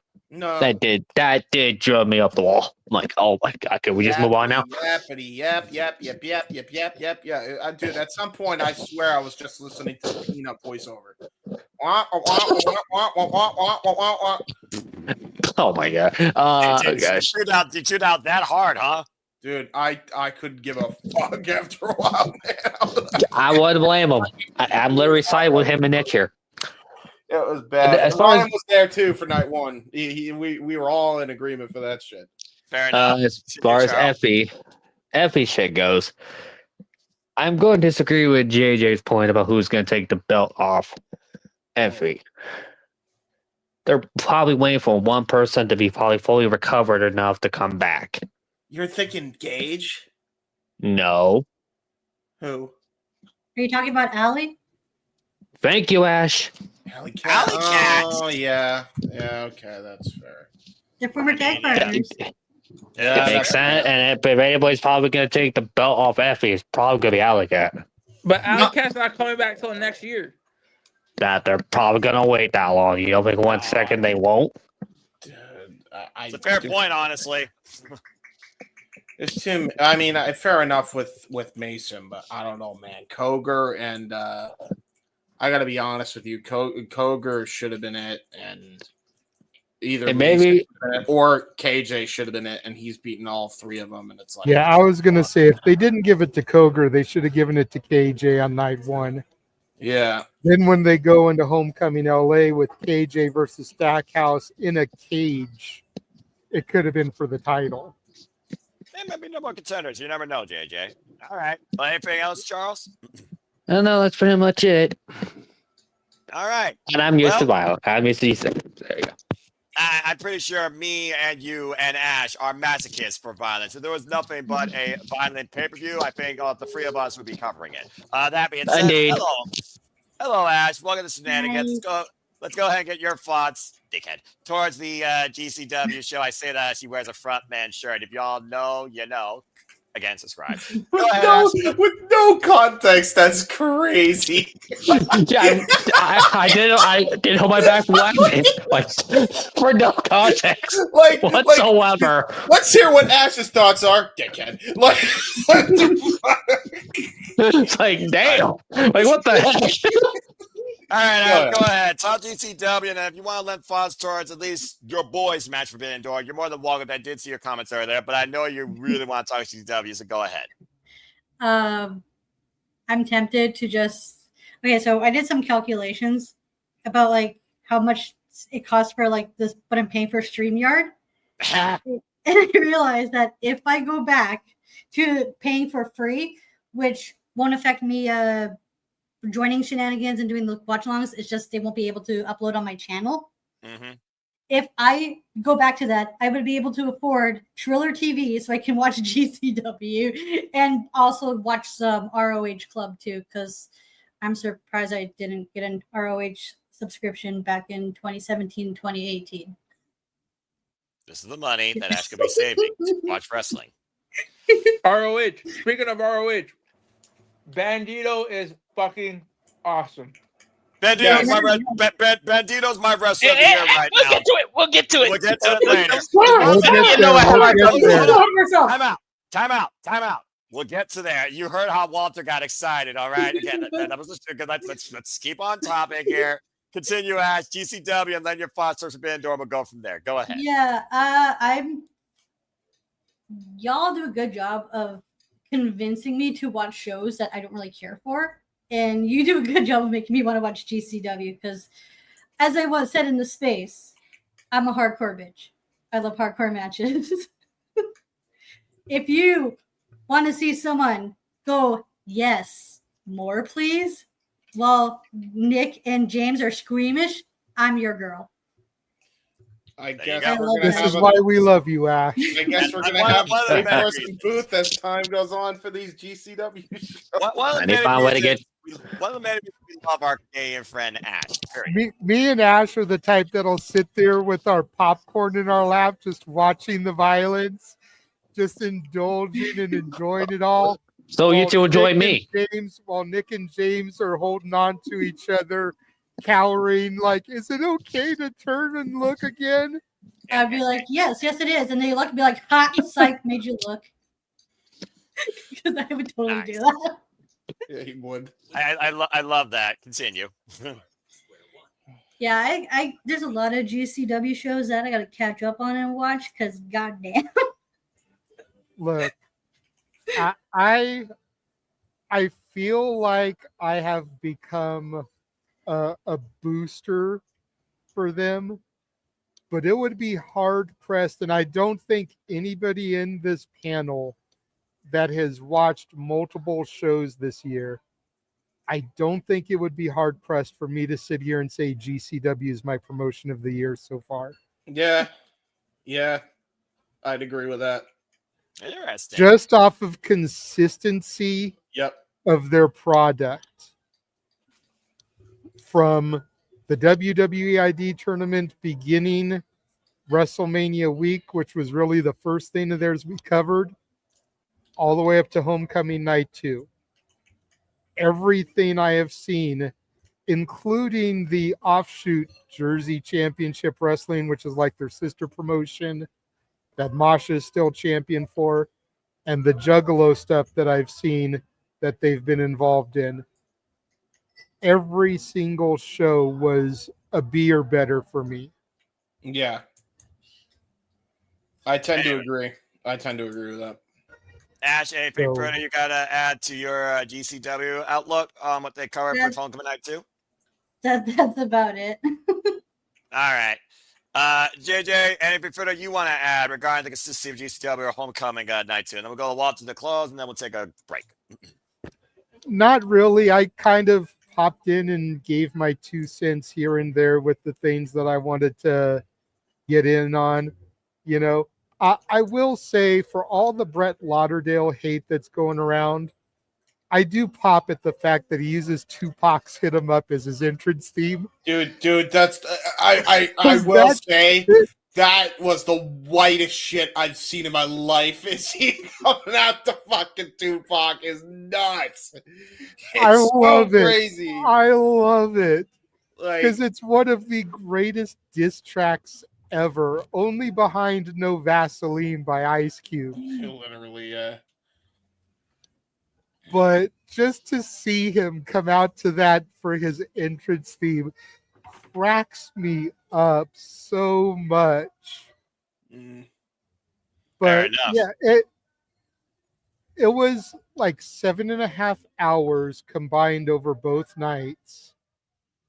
And honestly, I cannot sit here and tell you a bad match. No, the Were match there was really good. segments that went long in the tooth? Yeah.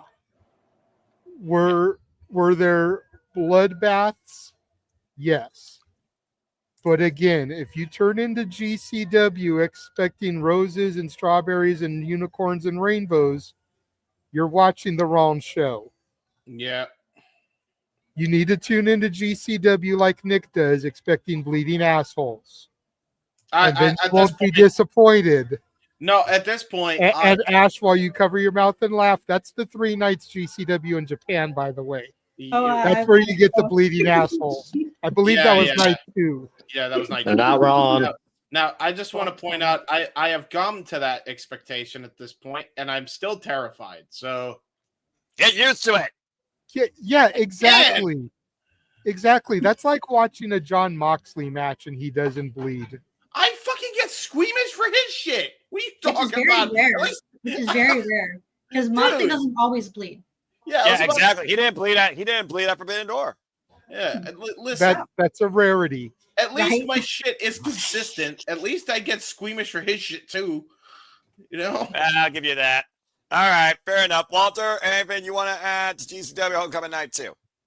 Nope, don't got much to add, but let's go to commercial, come back and talk about the real pay-per-view of the year. Well, Heatwave. All right, fair enough. Well, it sounds like you had fun with GCW. I can't add much either as I cover all things wrestling, but I need to go back and finish watching that show. Besides, I'm still catching up on Marigold and Pro Wrestling. No, again, I'm a glutton for this business. There's a reason why I literally look at everything equally. Yes, Ash, I see your hand. What's up? Before we go to commercial, can I say, God damn, I wish I knew about Nigel McGuinness sooner.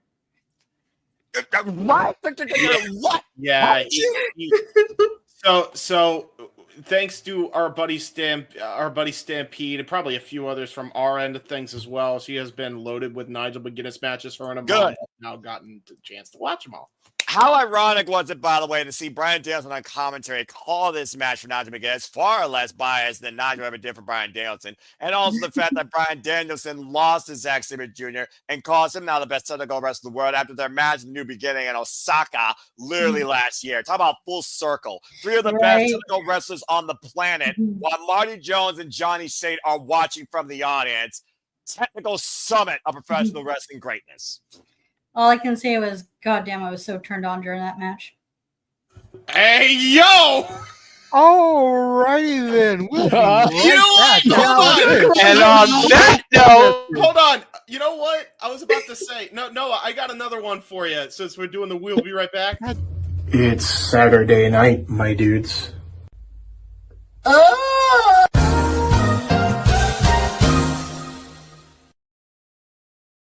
And now for a taste of things to come.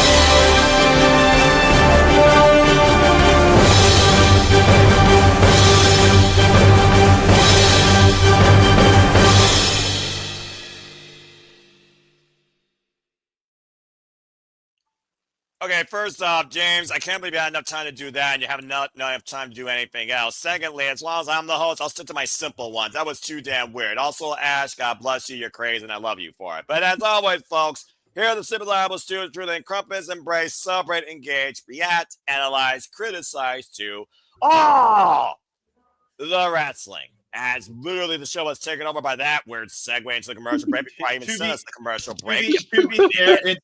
To be fair, it's very much a prototype because we're obviously going to use clips of the shit we've done to use as buffers. So anybody that wants me to use specific clips, you could send them to me. I'll make a quick little ad. That only took me like an hour to do, like right before we got on here. So fair enough. But next time, let me actually cue us to go to break. You freaking idiot. Sorry. I'll give the normal person response about the match. It was really good. I loved it. It was everything I wanted. As the spectrum, spectrum of normal versus innuendo, I do not mind from you at all. And justified comment before the show went off the rails as we're back at the station. And welcome back, folks, to the Shenanigans. Once again, I am right now in the host seat for the time being. Lord help me. With a bunch of yahoos, but I still appreciate them all to somewhat degree too. Renegade Wrestling, J.J. Williams, Charles Schultz, James Hebert, Walter Cruz, and the Canadian Connection, Nicholas Ferrantes, and our Canadian friend Ash, as we continue the conversation, covering all the wrestling. We are now in show 3 of 4 with NXT Heatwave. So, of course, we covered that on Peacock. It was me and Walter Cruz, I believe, on the call for that. So, Walter, take it away. Let's go ahead and run down. You could talk. I'll just double team it with like. All right, fuck it. I guess I'll talk about you know the what one show we want to get to. Okay, fine. Yeah, I'll talk about the one show that passed right the fuck off versus the show that absolutely made me in the happiest degree. Okay. NXT Heatwave from Lowell, Massachusetts. Not my NXT. Of course, started off with the triple threat and one contenders match for the NXT Women's Championship with the Mamacita, of course, for Walter Cruz. Surprised he didn't start off with this one to talk about it. Lola Vice, Kalani Jordan, and of course, Jada Parker. Very fierce triple threat match, of course, with all three of these women. Of course, Kalani Jordan has never had a chance at the NXT Women's Championship. Lola Vice, Pierce John Roxanne Perez 1 year ago, actually, I believe, at this event for the NXT Championship. And Jada Parker previously faced Roxanne Perez for the NXT Championship. With Kalani and Lola Vice having a tag win over fatal influence, it's probably one bit to most see Kalani and Lola work together. Some good tandems throughout, some good risk taken, especially by Jada Parker on the outside. I believe Kalani Jordan's family was there also at ringside. And at the end of the day, buenas noches, Walter got his greatest wish ever in the NXT Women's Division. Lola Vice stacked up Jada Parker as much as you can after counting a hip tonic. Lola Vice, the new number contender for the NXT Women's Championship. I'm not gonna say what Ash said, but yeah. James, you need to clip the end of that. Well, I almost got out of my seat when she won. I just thought it was Jada Parker's time. I thought that she was really gonna win, but it looked like they're going with Mamacita. I'm happy either way. I mean, we know you're happy either way. I wonder why, Walter. I'm about to say, let's be real. I don't think Walter would have been mad regardless of the outcome in that match. He had two of his faves in there, and Kalani Jordan, her missed. All right. Moving on from there, we go into the Dark State. As it was Dark State versus Hank and Tank for the NXT Tag Team Championships. Again, they gave them free bird rule and free range. They had no idea which two they were facing. At one point, it was, God, these fucking names. You're making me talk about WWE. I hate you. Shugs and freaking the other dude. And instead it was Osiris, the Cutler. It was Osiris, yeah.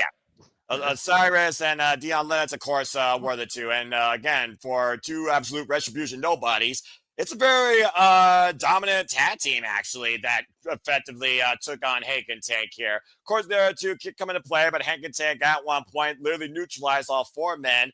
At one point, I think they hit like a combination doomsday device and nearly got the win. They had like cross traffic, tope suicidas to try and wipe out Dark State. I thought they were actually going to hold on to the titles. At the end of the day, the numbers were just too much for them to overcome, and Dark State are the new NXT Tag Team Champions. What the fuck? They're dominant until they leave NXT. Then all of a sudden they can't win. Yeah, right. And all of a sudden, NXT, the one place they can't seem to lose, and now Dark State has hold of the NXT tag team titles. Now, whether or not Dion Lennox and Osiris were the only two that hold them, or they exercise the 3-board rule, you now have these 4 men of Retribution holding down the NXT tag team division. As far as Hank and Tank, I don't know what's next for them, but it was still a good match overall. I was absolutely impressed. Then we move on to the NXT. You want me to do this one so you don't have to throw up? Just go ahead, Walter. Go ahead. Talk about the TNA Knockouts World Championship. Go ahead. Then we had Okay, JC good. This Jan- is the one I want to talk about the most. Go ahead, continue. JJ. No, I'll let you say it. I haven't seen the match, so go ahead. Oh. But I want to discuss this a little bit. Go ahead, Walter. Okay, so we had the Ash by Elegance. We had JC Jane. Look, I can't even remember the participants. I wanted And to Masha forget about it either. Slamovich. Masha Slamovic. Typical triple threat with Fatal Influence continuously sticking their nose where it don't belong. But there was a point where referees saw them interfering. So, like baseball, they're out of here. But they never saw the Elegant brand doing anything. So guess who got to stay out at ringside? Keep in mind, that's what happened. So we get a back and forth match to where you would think JC Jane looked like she was going to retain. But then with a little miscommunication, some things happened in the corner. A certain person who shares a name with the person that's in the studio right now climbs the ropes, hits her move, pins, and the Knockouts title goes back to TNA via not our Canadian friend, but Ash by Elegant. And I had to say that because Noah would throw up in his mouth if he has to repeat that. Okay. So here's where I want to discuss this, because I know, Noah, I know you are not a fan of the Elegance brand. That's probably the understatement of the year. Yes. Okay. Saying that Noah is a fan of the Elegance brand would be like calling me a fan of Mercedes, Candace, or the Young Bucks. But I want to bring this picture up. Now that Ash has become world champion, all of these women have finally become world champions. She was the last one to accumulate that feat.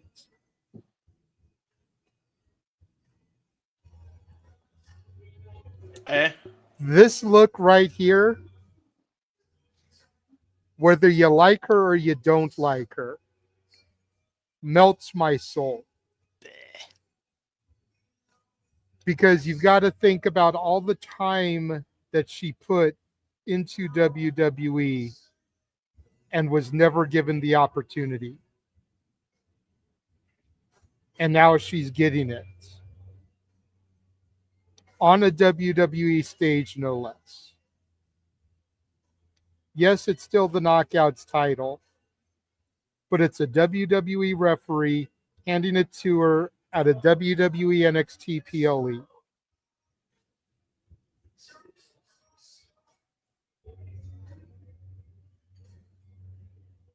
Moving on. Blake Monroe, Jordan Grace. No, don't be a dick about it, bruv. Don't be a dick about it. Come no matter on. what we say or don't like it, she's literally the savior of TNA right now. Like, We still got the rest of the crazy show to have to say recap. that. Moving on. And I told you on Simply Predicting, they're not going to put it back on Masha. If Masha was going to have it, she wasn't going to lose it in the first place. The only person either JC was retaining or was going to Ash. Whatever. All right, moving on. Blake Monroe, Jordan Grace. Are you really going to sit there and acknowledge that she is not doing the best work of her career? best. in Just like I get you to admit it about AJ Francis. Are you really gonna sit there and say that she is not the best she has ever been right now? Whether you like her or you don't. Look, I don't have to like anything or admit anything. At the end of the day, wrestling is defined by what you actually appreciate, care about, what annoys you, what aggravates you. She must be doing something right because I fucking hate her more than Flop Dollar. That being said, congratulations to Ash by Elegance. Fuck the Elegance brand. You went from something trying to be seductive attitude era to something trying to be beautiful people Timu out of Beverly Hills 902.0 with more silicone.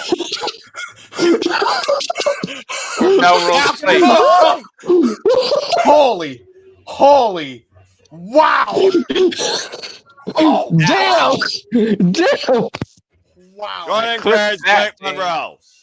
Really quickly before we move on, Dean, we did get a super chat regarding that match. You just want to keep on? You want me to roast again? Because I'm far from fucking done. Thank you very much to Emmanuel Dominguez for the $5. Yes. Triple threat match means no DQ, right? But Jasmine gets kicked out, and the ref clearly sees the Elegance team interfere, but doesn't kick them out. Please explain. The referee doesn't know what the fuck they're doing. Mr. No Brain literally just saw the move and freaking counted the fall. He was freaking too focused on getting the match over with for what it's worth. Because clearly had no control to fucking begin with. What's a triple threat? No disqualification, yet you still throw people out. Give me a fucking break. The fix was in. Clearly they didn't believe Jessie Jane could hold out both companies. It's only a cause and effect before she loses the NXT Women's Championship to Lola Vice. Dadgum. Because if he kicked the Elegance brand out, then he wouldn't be following the script. Following the script, my ass. All right, moving on. Blake Monroe, Jordan Grace. This is also questionable. Talk about putting yourself in a corner, somebody that's constantly losing and being buried, maybe. Then again, you want to be in an NXT system, and sometimes in NXT, you got to put over the new toy because you're already something of relevancy. And I do think to that credit, Blake Monroe, first WPLE match. Again, she's no Mariah May. But at the end of the day, Blake Monroe got a big win over Jordan Grace, and she literally broke down the juggernaut to do it, we're being perfectly honest here. While doing anything further you want to add in context? No, but there was a 3 in this match. Wasn't there with me? You were like, literally, that was a fucking 3. Was that this match? Yeah. It was. No. It was the main event. It was the main event. Yeah. Okay. We'll talk more about that here in a moment. But anyway, overall, I don't know what they're doing with Jordan Grace. Of course, me and Papagino talked about this on Traditions Post-Mortem. And I got to say, it was an interesting match, how competitive it definitely got. I think it was the first time the NXT Arms was actually awake since the tag title, honestly. But overall, I'm not surprised by the result. But I do wonder what this means for Jordan Grace, especially when I saw just opening up, that's like, who am I? At this point, she's probably questioning herself. But hey, nothing's so glamorous, ever so sinister. Blake Monroe got the win. Go ahead, JJ. I see your hand. We got another super chat from Arlene Dominguez, who says, Noah, rant about the injustices of the way they are treating Masha in the knockouts. You really want me to go there about WWE, TNA, and literally sucking out the heart and soul of the TNA Knockouts division, the only alternative of the wrestling business as we know it, for $5. And I've already been pissed off enough. Yeah. If it was anybody else, I'd say they have to super chat more, but it is Arlene Dominguez, and her and Emmanuel super chat a lot. Okay, where do I begin? Inspiration alone. Oh, yes. I guess that's James 144.33. Timestamp it so you can clip this crash out. Oh, I will.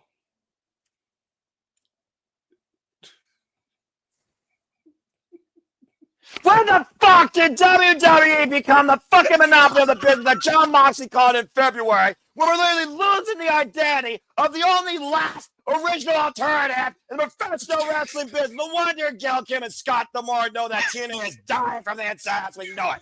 You got fucking blonde bimbos holding the TNA Knockouts tag team and the TNA Knockouts World Championship that can't freaking hold a freaking credit the Maybelline Cosmetics out of their fucking back Get it, Noah, get it! Being their spokesperson, might as well be for King Jewelers. While we're trying to get a jewelry endorsement here, acknowledging showmanship of a cabaret, the fucking wrestling competition. So they're being poisoned within. I want to run through a brick wall for Noah. My Tism just tismed with how he was ranting. Holy shit. Wow. Damn. Noah, What? Walter tweeted you earlier. Tranquilo, Noah. Tranquilo. Breathe, Noah. Breathe. Also, WWE is not a monopoly; it's an oligopoly. Those are two separate things. Right now, Noah, you need some tequila. Right now, I need you to mute your microphone, put on Bush's machine head, and do what Gavin Rossdale says. Breathe in, breathe out. Breathe in, breathe out. This is true. Anyway, moving on. Let it all play out. Here's I the can't even story remember TV. what match was next now. It was the co-main event, I think. Oh yeah, Canadian Connection. It was Ethan Page and Chelsea Green taking on the Olympians that were booed out of the Arlene building. just donated another $5 to make it 10 because the rant was so good. There you Thank go. you, Arlene. At least you got that. Now this was a match, though. I like this one. I will this match say, was fun. Can I just say, just for Noah's sake, next time if you want this man to rant, donate to his PayPal. Anyway, continue, Noah. That's all I wanted to say. I was trying to get that money to you on your behalf. I'm not paid fucking enough to cover this shit. Anyway, Chelsea Green and Ethan Page versus Maris. Oh my God. What's her name? And Tavion Heights. It was Canada versus America, and apparently everyone denounced their citizenship in Lowell, Massachusetts. Wanted to be Canadian. Yeah, I wonder why. I'm actually questioning myself right now. That being said, this was actually quite fun. Secret Herb is out there. At one point, you did get Tara Steele. Apologies for the name butchering. For those that don't know, she is the LFG Season 1 women's winner, while Jasper Troy's already been reduced to jobber. That being said, this was really fun, though. Fun seeing her suplex Ethan Page, stereo suplex, and ankle lock spots. But at the end of the day, Canada won, and everyone was very happy. But I really do like the dynamic of this boastering ego, so full of themselves, of Chelsea Green and Ethan Page. The hot mess, the overall Canadian Connection, whatever they want to call this. I think that this duo could go a long way. And honestly, I want to see Chelsea Green now win the NXT Women's North American Championship, make both titles Canadian. And then me and Walter both went crazy and sung the Canadian national anthem afterwards. Is it me, or why is it that if you wrestle at the Olympics, do they make you have to do an ankle lock? Like, what is that shit? I don't know, honestly. Why is that like the first move you think of? Suplex, ankle lock. I mean, the only thing they didn't do was an Olympic slam at this point. Don't know. You know who won, though? This is who won. What?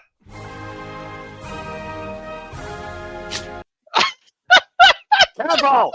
That might be copyright. No, it's not. It's not. National anthem. No, it's free domain. It's free domain. Yeah, there's free domains as long as you don't have the person singing it. That's why I did the instrumentals only. He used 2 seconds of it. It's not. Okay, fine. That's no, I got longer to it. I was gonna surprise, but I forgot to tell Noah that every time we introduce Nick and Ash, I'm gonna do that. I think they probably just rather be introduced for here's your order and our Canadian friend. But if they're both on screen at the same time, then I welcome it because again they are the Canadian Connection and God bless Canada.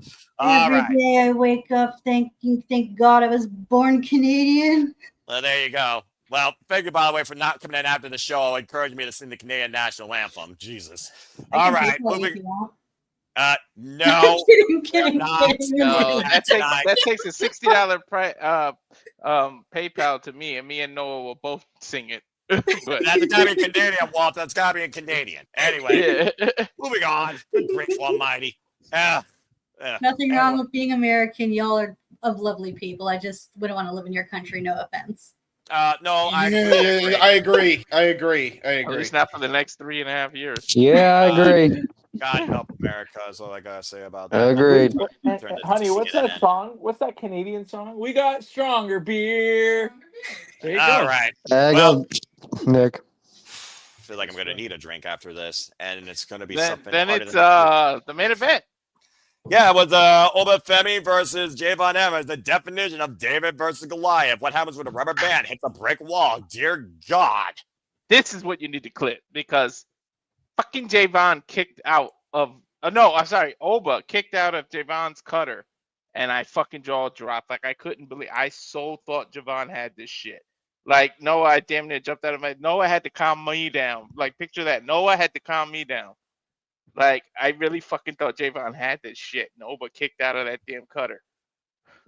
Yeah, it's amazing how partisan some of the poll was, not just the team, but even in the galaxy when it came to Javon Evans being the one to dethrone the ruler. Dark State storytelling by JJB Dam, which again, Dark State was never showing up again after they won the tag title, so I think that pretty much got buried.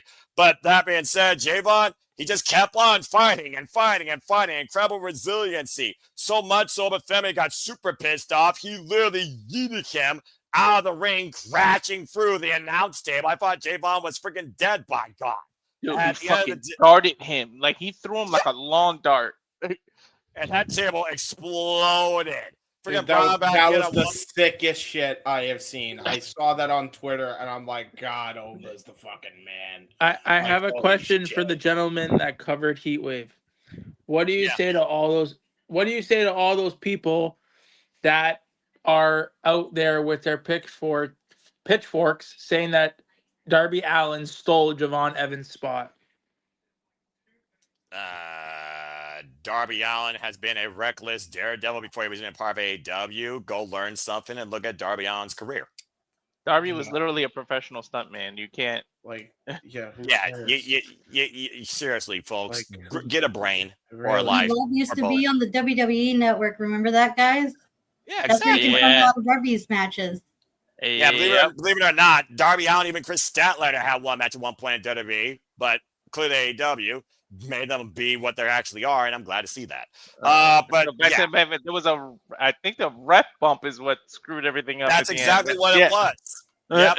And referee out of place, and literally Javon had the ruler dead to rights after countering one pop-up powerbomb into a falling cutter, and followed to your point with that crazy cutter out of the corner. Javon could have been the new NXT champion, but the referee wasn't there. So at the end of the day, the result remains the same. The ruler still rules NXT, and Javon came up short. Nice hype up, by the way, by Absolute Ricky Saints prior to that. But I think you got what did he do? The pop-up powerbomb to Javon, right? Guy can cause some fucking height on that shit.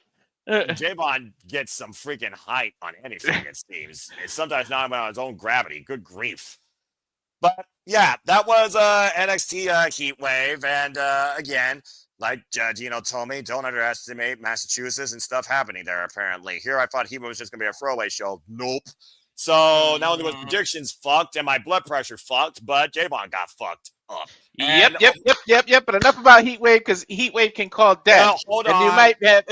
Hold on. I know we want to extinguish the Heatwave, but with all due respect to the rest of the panelists, let's get their thoughts regarding the show before we move on to what was the show of the week, in my opinion. And honestly, two of my favorite matches this year, till you showed me that one from there you go, and I'm like, damn you. That being said, Ash here with a real comment real quick. I didn't watch Heatwave, but I'm really happy for Ash. As she won the Knockouts title in NXT, she deserved it. Yeah, hindsight's 2020. All right, let's go ahead and get everyone's thoughts on NXT Heatwave before we move on. And let's go ahead and start this time with the man that is his brand, even though he already talked primarily about the the third match. Let's go ahead and get the thoughts about the rest of the show. JJ, go ahead. Speak about NXT Heatwave. Your thoughts, your takeaways, based on what you heard. You looked at any more clips. Go ahead.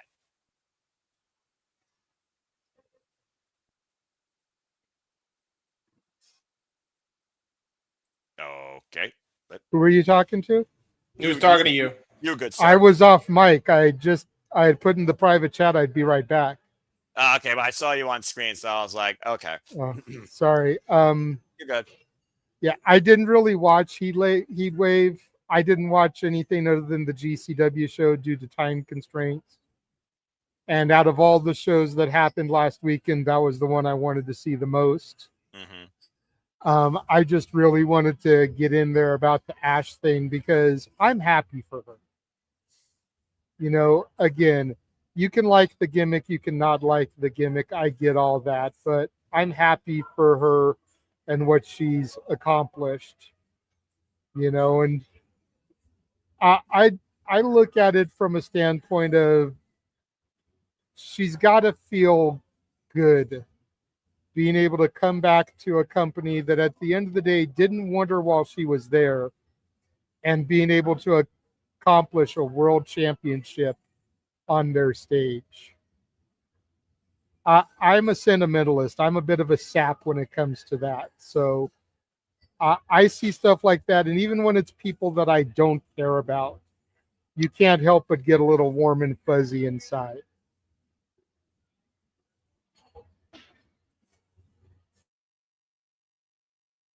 You're never going to get warm and fuzzy out of me. All right. And I'm not trying to get you to rant again. I'm just trying to play devil's advocate here. Fine. Yeah, that warm and fuzzy feeling died inside me a long time ago. I stopped being that a long time ago for various reasons, and no one else needs to know anything else about that. James, go ahead, lend your thoughts towards NXT Heatwave. I learned what it means to be a hardened son of a bitch. What do you guys say regarding Heatwave, based on what you heard? I was about to say I didn't watch it, so yeah, you can move on to the next person because I'm good. Fair enough. I can barely hear you, James. Oh, what the hell? There we go. Now I can hear you better. Oh, yeah. I was just saying, you could just go on to the next person. I heard him also, but yeah, that's better. Thank you. All right. Nick, anything you want to add regarding NXT Heatwave? Did you check it out at all? I saw bits and clips of it. NXT is not really something that I would go out of my way to watch. However, I do want to ask a question, and I think, like, to get you guys, you and Walter's point of view, and maybe even everybody else.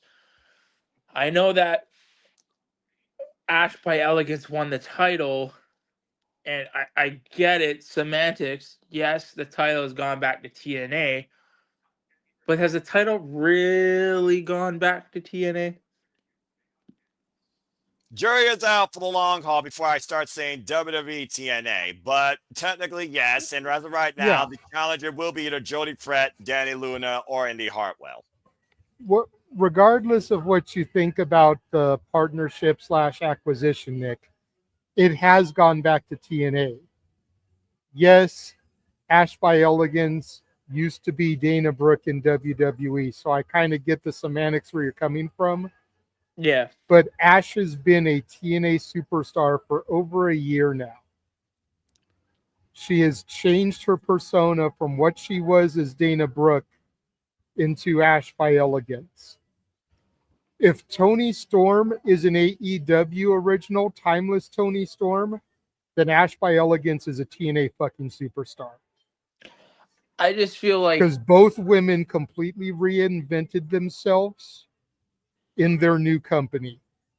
And if we can sit here and honestly say that Toni Storm, timeless Toni Storm, isn't an ex-WWE superstar that is holding an AEW championship because timeless Toni was birthed in AEW, then Ash by Elegance is not a former WWE superstar holding a TNA title.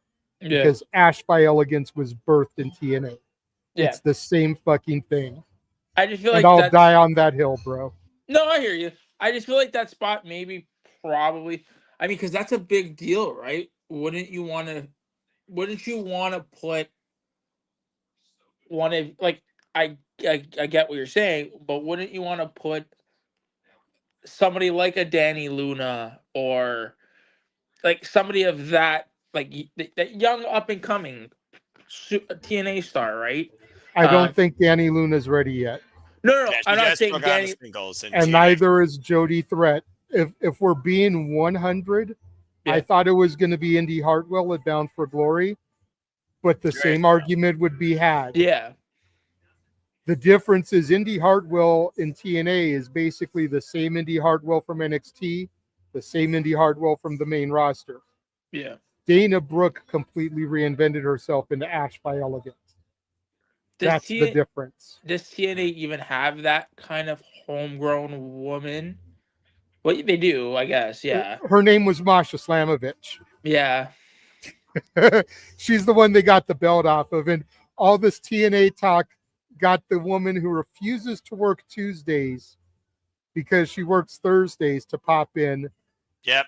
Entering from the Morphin Grid, the Pink Ranger is here. What is up, Datilla? Pink Zero Ranger, I might add. Okay. So I didn't watch Heatwave, but I'm really happy for Ash by Elegance. I think that as somebody who watches TNA, she's definitely knocked it out of the park with her gimmick. I think she's reinvented herself really well, and I think that's the one thing that a lot of people don't realize about TNA is they give a lot of these wrestlers a chance to reinvent themselves. Like AJ Francis, aka FKA Top Dollar, being the prime example of that. He went from being a complete joke to legit main eventer. And to answer your question, Nick, why not Dani Luna? Like JJ says, she's just not ready yet. But putting the belt on Ash allows TNA to build up someone to take it from Ash. I mean, Ash is not going to have, a year-long title reign, but it gives them a few months. It gives TNA a few months to build someone up to take the title off of Ash. Yep. So. What? I'm thinking more of a superstar, like maybe I know we saw her at Revolver. What about like what's her face? No, not Britney Spears. Zaya Brookside? No. She was with Masha.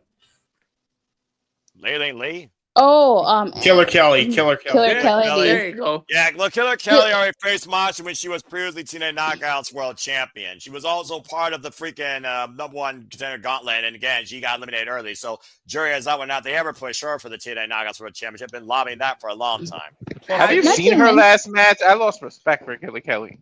Yeah, I know, and that's what I remember. Revolver, though, different story. Yeah, I just think that in a spot like that, you would want to take the Leon Slater route and prop up one of your future big pieces, like they're doing with him in the X division.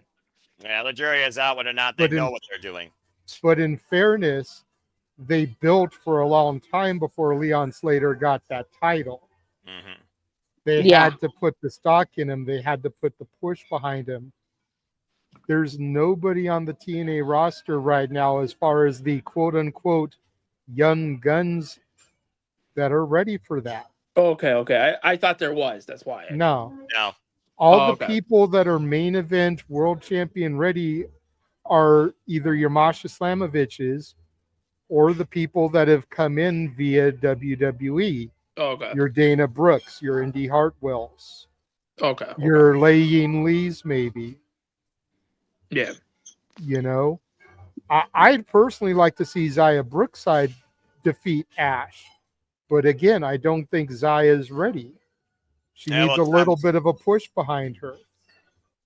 All right. Enough talking about Ash before I throw up in my mouth. Charles, give your thoughts towards NXT Heatwave. Oh my god. Oh gosh. What? Just because you don't like Ash doesn't mean that the rest of us don't. Yeah, I know. Thank you, Till, for saying that. Because I was gonna say that if someone else didn't. I did see the whole show. And I outside of that triple threat, I enjoyed everything else. And I'm just waiting for Javad to be lead and reveals the leader of Dark State already. That's all I gotta say. All right. Fair enough.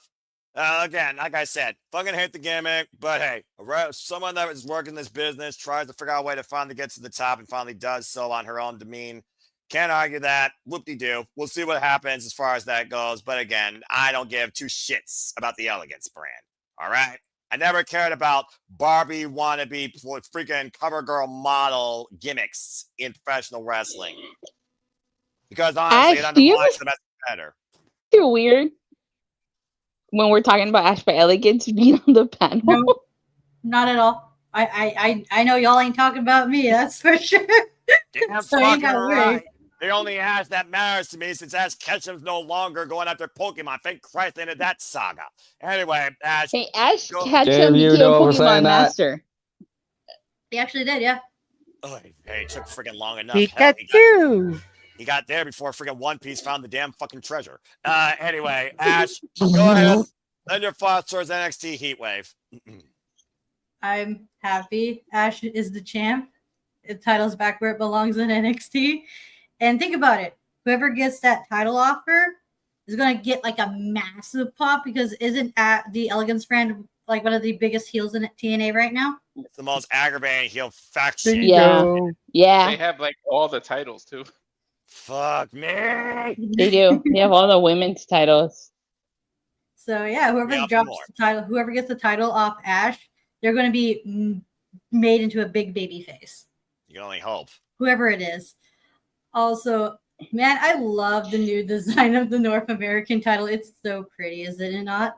Oh, of course you would say that. This is the title? It's red and white. Yeah.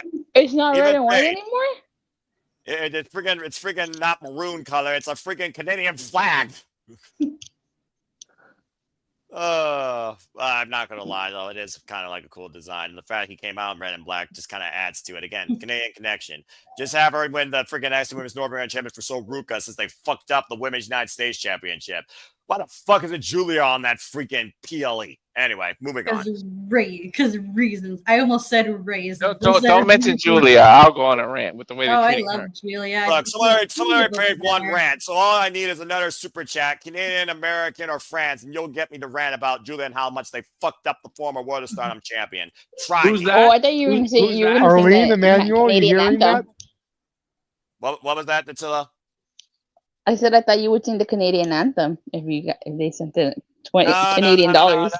That ship has sailed. That ain't happening. All right. I already ranted once, and trust me, it won't be the only rant if it's paid enough because anything associated with WWE right now pisses me off to a degree. I think hold on. I think it would have to come from either Ash or Nick though, because then the super chat would actually be Canadian dollars. Good Lord Almighty. That's what I said. If I get the 60 or whatever the Canadian is, I'm doing it. No. Walter. Well, hell, Ash you said only it's need 43.63. Oh, sorry. About to say, JJ speak. I was just saying you only need 23 more subscribers, so Yeah, it's almost This is there. true. No, I meant the $60 that me and Noah said. All right. Well, enough about friggin' foreign currency exchanges. Until you had a thought real quick. No. Oh, okay. Let's I make was it just sure. reading. I was just reading Ash's what the $60 Canadian converts to 43.63. Oh, okay. Well, there you go. Well, now you know, folks. And again, you don't need to go to the stock market for that. All right. Moving on. God bless America. Maybe Also, not. Chelsea's one of the best things to come out of Canada. Accurate. Dude, Fucking accurate. I want That's her true. and Penta to redo their CMLL match. Wait, what about Josh Alexander? Sorry, AAA match. About to say triple A. In the realm of NXT, I meant. In the realm of NXT and WWE. This is also Oh. accurate. Yeah, like I said, just make Chelsea Green and Ethan Page champions of North America. Make those titles great again. I'm Also, hoping that Ethan gets called up and they keep that group together like that and like put that shit on SmackDown. yeah, you can only hope. But again, WWE being creative, that'll be the day. That being said, also botched was Lucha Underground that Chelsea Green, of course, was in. All right, moving on. Good Lord. Okay, now maybe I'll be in a much better mood with what was my fucking show of the week. Walter, let's go ahead and bring this first segment home with honor. Let's talk about Death Before Dishonor. You start because I didn't join in until the main event of the 0 hour with Okay, that's Stone fair. Yeah, Boy the won. 50K Yeah. four-way. First Yeah. off, first and foremost, Madman Tony Khan, for those that had streaming issues with some sort of service, he actually put the entire preview up for everybody on YouTube for free. So if you actually do want to really see a show for what it's worth, go watch that free YouTube show, Death Before Dishonor, on Ring of Honor's YouTube channel. It was fucking phenomenal. All right, first and foremost, 0 hour. Jay Lee for the franchise, former Ring of Honor World Champion. He took on Young, Dumb, and Broke's Jordan Oliver. And he actually got the win via submission with the figure four leg lock. About 7 minutes in. Good opening bout. And then struck a pose if you choose. The MXN collection, Mansoor, and Mason Madden with Johnny TV and Taya Valkyrie, one of James' favorites, defeated the Dark Order, Odds Manager John Silver with Evil Uno and the Frat House. Cole Carter and Griff Garrison with Jack Jameson via pinfall. Again, not much really right here was about as soon as you fought. And again, John Silver, that meat man still runs like crazy when he's let loose. Then we had a preview of the Ring of Honor Women's Pure Championship tournament with this little bit of an interlude match as Billy Starks took on Ashley Fox, one half of the Sea Stars, of course.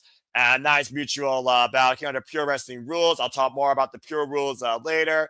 And Billy Starks was able to win, dropping Ashley Fox on her head. She expects to do that with a lot of competitors, of course, here.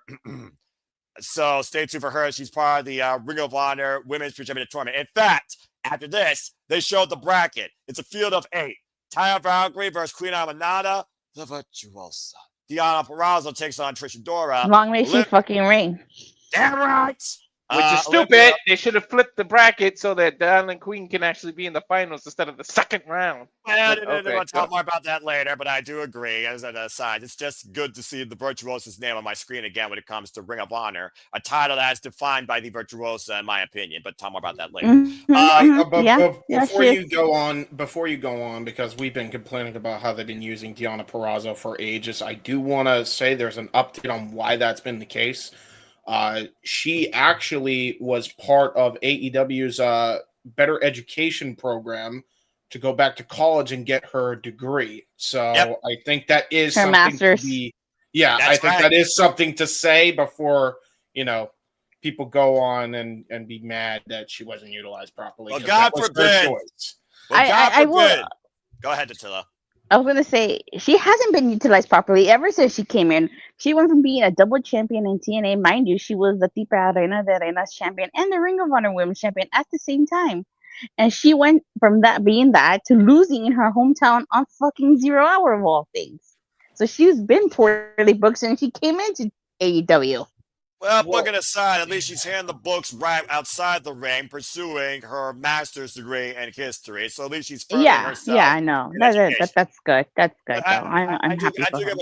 I do get what you're saying. Again, I'm very happy for anybody that tries to better themselves through, higher education just because they love it and because they want to make a difference. So kudos to her, hell of a representative for Southern New Hampshire University for anybody that wants to try and pursue a degree.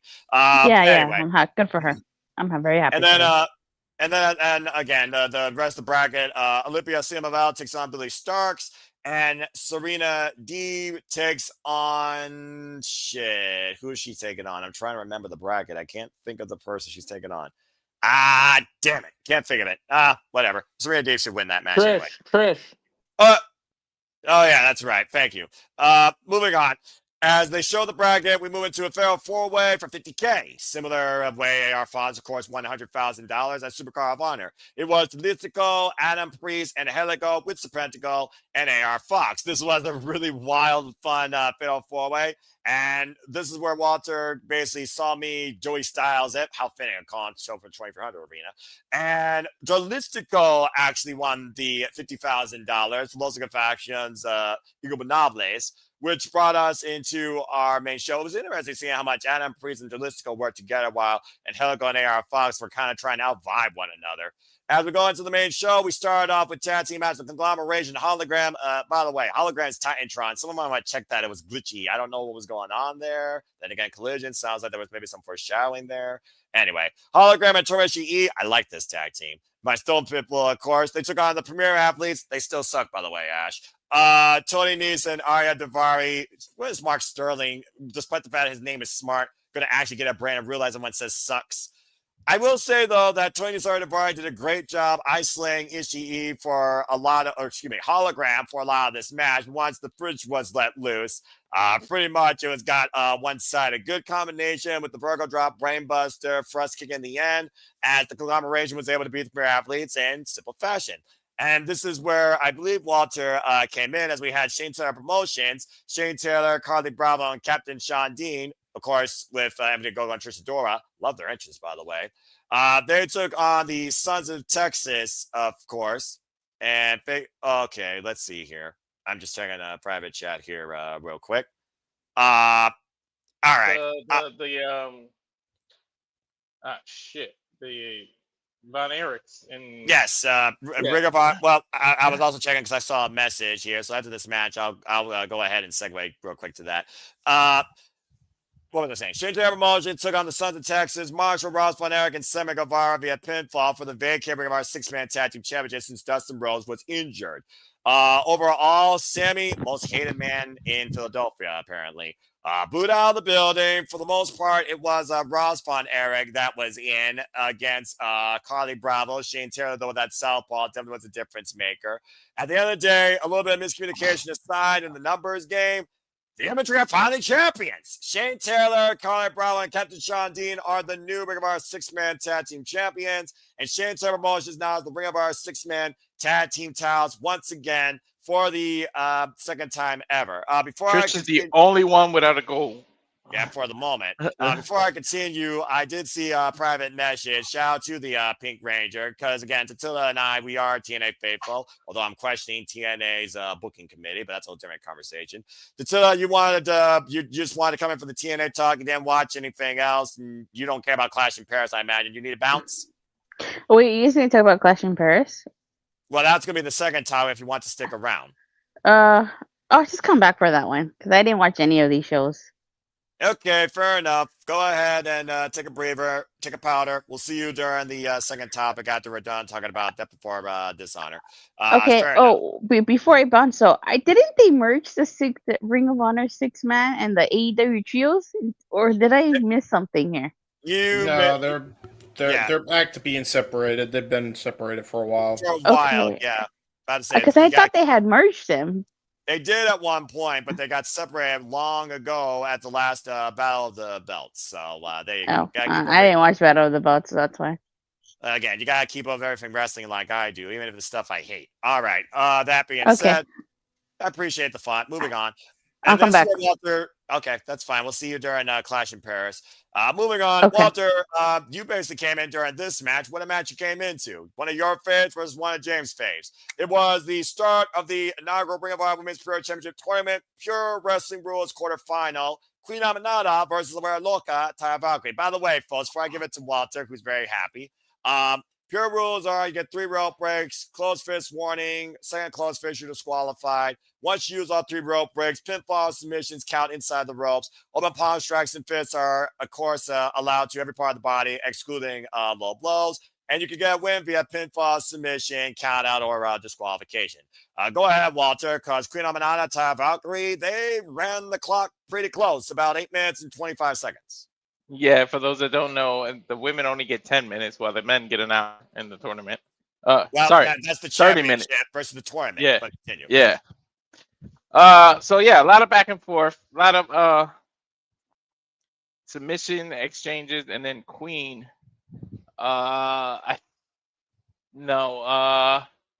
She kept the. I was trying to think. I was gonna say she wasted her 3 rope breaks first, but nope, no, she didn't. No, she forced Taya to use 2 of them. She used Taya, yeah. She forced her to use it within like 5 minutes of the match, so she only had 1 left. And then she ended up using it late in the match with that submission. But Queen ended up using hers as well. But then nice good back and forth. But Queen, crown on your head, don't fuck with a queen in their head, because that headbutt that knocked her cold. She got the win with her headbutt. I'm not even sure she gave that headbutt a name. It's just brain a drain. headbutt. Brain drain. Brain drain. I knew she gave the submission a name, but yeah, she hit her with that headbutt, got the win. Queen moves on to await the winner of Donna Purrazzo and Trish Adora. And speaking of which, the Virtuosa has returned home to Ring of Honor and confronted the Queen. Again, this title was made for the Virtuosa. She better be in the fucking finals. And I need which is a little bit of. You already pretty much teased it. I mean, it's gotta happen. Virtuosa's gonna win her next match because you did that. It's gotta happen. It'd be an injustice for the Pure Championship if Trish Adora beats Donna Purrazzo. But you should have switched. You should have switched Billy Starks and Virtuosa so that she's on this side of the bracket. That way, if and when she gets to the finals, it's Virtuosa versus Queen. That's a fucking finals match. That's not a second round match. Well, apparently the tournament might become what we saw, but yes, Queen Amanada did advance, and the Virtuosa did give a handshake to her, a very fierce one, and then went on her way as elegantly as she can. There's the definition of elegance, by the fucking way. All right. And then moving on from there, the Kingdom with their OGK theme. That Kingdom Come, Purple Titantron included. It was a long since I've heard that theme, by the way.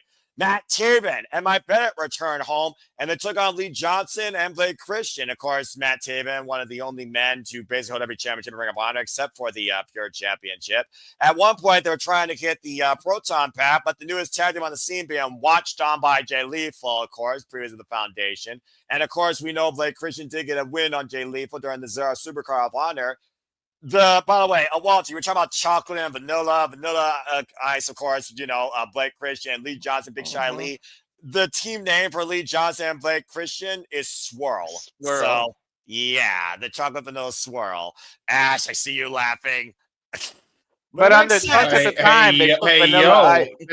They had something else written on their trunk at the time. So funny.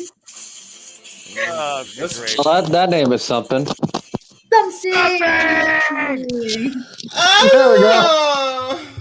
All right, thank you for that. You good there, James? No, that's fine. No problem, Noah. No problem. All right, moving on. But yeah, Lee Johnson, Blake Christian beat the Kingdom, which is absolutely huge considering the Kingdom are former three-time tag team champions. So Lee Johnson and Blake Christian might be a tag team to watch out for in Ring of Honor, honestly. And it's really impressive how well these two have come together as a tag team. But overall, this was a really fun match. Matt Taven almost literally flew over the ropes and almost fell on his head. Jesus. After a dive to the outside. And there was some good risks taken here. And then we move into the other actual pure championship match of the night for the Ring of Honor Pure Championship. Tagasai Lee Moriarty, who is right now the longest reigning Ring of Honor Pure Champion, Ring of Honor history. He took on basically an Aztec warrior reincarnated, right, Walter? That what freaking build up. I mean, whatever the Aztecs used to build those pyramids, that's what this dude is built out of. I mean, literally, the translation of his name is an Aztec god. So, I mean, these two went back and forth. This was like good old luchador match. It was impressive on both sides, and of course, Lee ended up retaining, which keeps the titles around the crew. So, like all three, I mean, literally, she's the Trish is the only one with without the title. Well, I mean, yeah, and Sewa's credit, by the way, his father, Swat, of course, in the audience, second generation luchador, by the way, still very young in his career. There was a lot of unique, modified Yave style submission. Dude, oh my God, that octopus! Shit, I almost forgot to mention that. I'm about to say, Lee Moriarty made sure he used those ropes when he could, literally hyperextending that left arm out of its socket, practically forcing Sewa to finally tap out. Yeah, the story was pretty much he focused on his elbow and his arm, and he literally forced him to use, of course, the 3 rope breaks. So now he knew. Lee knew. You got to give him credit. He was like, there's no more rope breaks. Dude slapped him in this octopus submission, pulled his arm straight up, which would like damn near pull his arm out of the socket. Zella went to the ropes, but of course, no rope break. So then he just kind of like snapped his arm. Like, ugh. That shit was nasty. And then he transitioned to the, what the hell is he called it? The Border City stretch? Border City stretch. The name of it? Yeah. And it forced him to tap out. Like, seriously, it was either tap out or lose a fucking arm. Right? And the match went quite the distance, despite 60-minute time. It went over 16 minutes. And again, there were moments that Lee Moriarty was in serious trouble. Lee Moriarty, I believe, used a couple of rope breaks during this as well. But as soon as he got that arm in play, he basically kept focus on that, and the rest is history. So kudos to Tiger Style, still holding down Ring of Honor Pure Championship, longest reigning Pure Champion right now, Ring of Honor history. And then ROH turned into fucking GCW. Oh boy, did it with QT Marshall versus Paul Walter Hauser. Golly, for a man that's not a wrestler and for someone that he literally just called a wannabe, Paul Walter Hauser endured the punishment and dished it. By the way, shout out to Hook, by the way, that took out Aaron Solo at one point with the freaking red rum. But yeah, everything here was used. Kendo sticks, chairs, tables, tacks, broken glass. And Paul Walter Hauser endured all of it while also giving QT Marshall a fair share of it. There was a point where I thought Paul Walter broke his neck or something. He didn't move. And then it looked weird. Like it looked like it was a mistake or something. And then QT Marshall just kind of did like this weird cover. And I really thought, I swear to God, I said it live, Noah. I thought they called an audible and they were just going to go for the 1, 2, 3. But this fucker kicked out. I was like, what the hell? Like, I thought they were doing like an Owen Hart, Steve Austin type thing where like they was just going to roll him because he did the most sloppy, I'm sorry. It was the most sloppy roll up pin from behind. It was sloppier than Stone Cold when he broke his neck and he still rolled Owen. Like, if you guys watch how sloppy that is because of Owen's neck, that was horrible. Yeah, and he took a powerbomb and attacks and pretty much was laid unconscious after that. This was after QT Marshall used a barbed wire steel chair and a barbed wire baseball bat, Mind by you, the way. this dude had no shirt. He was in regular tights, wrestling gear. At least Paul Walter Hauser had his shirt. But the fucker, Marshall, noticed he had a shirt, so he lifts his fucking shirt off to throw him in the glass. Like, this shit, I'm telling you, this shit turned it into GCW. Then he went. Hauser went for the tornado DDT out of the corner to go through the glass table, but fucking Marshall literally grabbed him in his little Walter, like right in the area, squeezed the shit out of it to get him to release it. Yeah, he had a death grip on that. Then Anti-grab. Yeah. Then he grabbed the dustpan, literally scooped the fucking glass that was in the like bed area, threw it all over the table. I swear to God, I thought he was gonna light the table on fire on top of it. But he that's all you needed. And then he stretched the glass all over the table, did the fucking avalanche cutter through the goddamn table, which I don't know who honestly got the worst of it. Because QT Marshall went through it too. Then he covered him for the 1, 2, 3. And 30 seconds after he win, fucking Paul Walter Hauser, ballsy as hell, gets the fuck up. He gets up on his knees and asks for more. Blood all over the face, all over the place, to the point where QT Marshall even looked at him and gave him a fist bump. He earned his respect. I don't think he's going to call him a fake wrestler anymore because he earned his respect at the end of the day. The fact that Paul kept getting the fuck up. Yeah, and again, Paul Walter Hauser, to his credit, definitely not a wrestler, but he endured punishment in the land of extreme and got the respect of the honorable, faithful, and probably the extremists that day as well. And QT Marshall is very underappreciated, underrated for what he actually does in that ring too. And then comes a fun fight where I actually broke Noah over here. You broke me.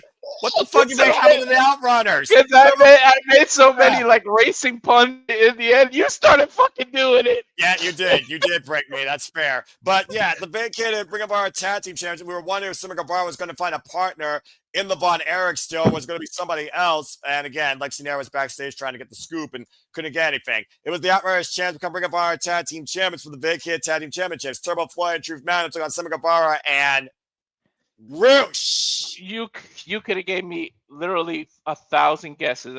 Fucking Roosh would have never came to my mind. Not at all. And literally, they gelled perfectly at this match. It was absolutely ridiculous with these two. The Outrunners at one point, though, looked like they had a big chance. And then if you mess the bull, you get the horns. Sammy Guevara wanted to fall and get the win himself. A swanton later, Roosh and Sammy Guevara are the new Ring of Honor World Tag Team Champions. As the Von Erichs come out and get obliterated, and apparently Sammy now is the newest member of Los Fraudes Ingobernables. Yeah, he the Spanish god tried to create peace, hug the Von Erichs. As soon as he went behind him, I said, you know what's gonna happen. No, I fucking saw it from a mile away. They turn around, they fucking get super kicked. Then all hell breaks loose. And they all hell breaks loose. But to Von Erich's credit, they get the fuck back up. And so all three of them had to beat them up again. They wanted to fight. This is far from done. They wanted to fight. And by the way, wash your feet next time, goddammit. That bothered me how dirty his foot was. If you're gonna wrestle it up, boo. Dude, that's what Marshall does. We talk about this. Watch your feet. Marshall, that's what's a 0 hour. He had a fucking hour and a half to go shower. You didn't shower if your foot still looked like that. Well, what are you gonna do? You know what? Wear those scars of battle and the dirt that comes with it too. And then came, oh my God Almighty, the two main events of Death Before Dishonor. The longest ROH title match since 2019 literally came next. Go for it, Walter. So, wait. First, we get this fucking old Western vignette that was the funniest shit ever. With like Bandito walking into a saloon with some Wild Wild West shit that breaks out. And when he comes out, Echicero's waiting for him, and it's like a quick draw to see who won. But there was no pacing. There's no need for 10 paces because then it went into the ring, and literally this went over. I think the official time is 32. I said it was at least 30 minutes. I said that like off the top of my head. No, 37 minutes, right. 18 seconds. Like, okay, five star. This match. Yeah, literally these two. What didn't they do, Noah? Your guys' good as mine, bro. Yeah, I mean that knee that Bandito did to set up the 21. Then he couldn't do it. Echicero flipped out of it. First of all, James, you know me. You know how I love transitional wrestling. The fucking things that these two were doing to each other, the reversals was just as awesome as the fucking hold itself. Like the way these two got out of each other's moves when they were doing the Mexican surfboards, the gory specials, the what the hell was the other special lock that they were doing? Romero special. The Romero special. The way these two were fucking flipping out of each other's moves it was like I don't think I've seen shit like that. And like the way they were just whether they ankle picked each other, a wrist, a fucking knee bar, an arm bar, like these two literally grabbed everybody part that you could think of, got involved here. Then it's just the freaking reverse monkey flip into the sleeper, and then the escape by Bandito. Yeah, the way he escaped the monkey flip was freaking ridiculous, and they just kept going back and forth. They were literally rolling at one point because he had him in the Romero special, and they literally rolled around the ring the whole time.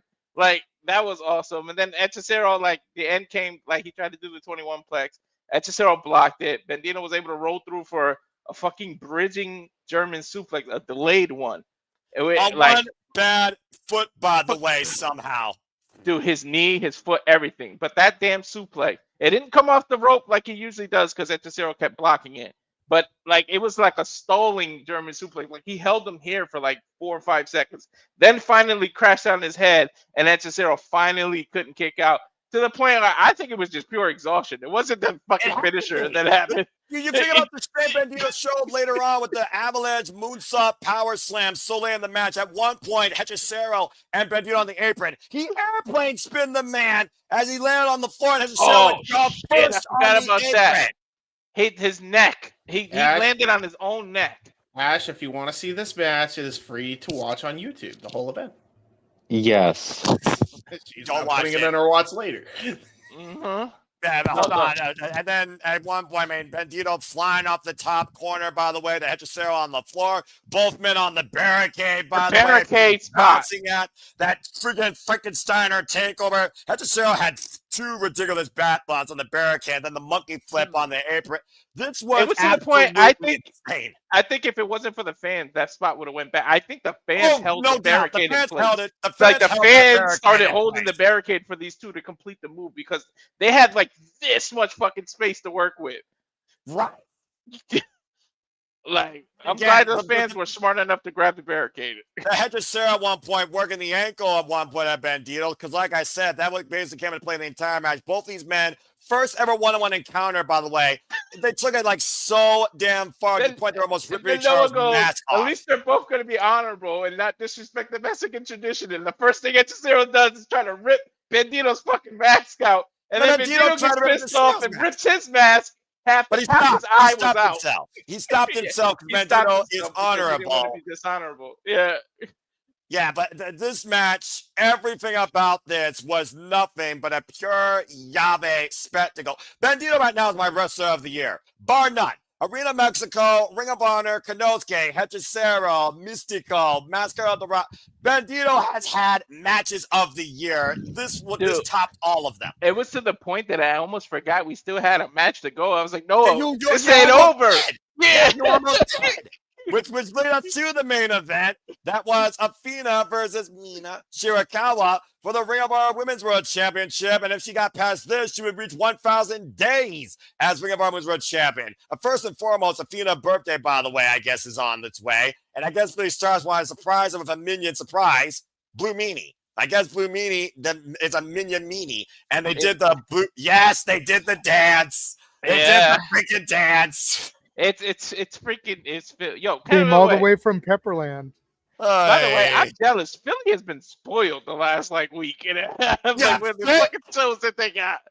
Yeah, fucking fake. And they're still getting more AEW. But anyway, yeah, this match right here, of course, was about Mina Shirakawa's hand and wrist as revenge. We were wondering about Athena's conditioning at her state since the match of Forbidden Door that you just literally had 5 days ago, and the heavy kinesis tape on the back of her head and neck. And Mina Shirakawa started off very mean in the early going, and of course showing off as only she can because it's Mina. We all want Mina. Everyone wants Mina now. At one point, yeah, even JJ. They kept knocking each other. I'm sorry, I was laughing because how Mina proved her hand wasn't broken anymore by slapping the shit out of Tony Storm on Collision. Look.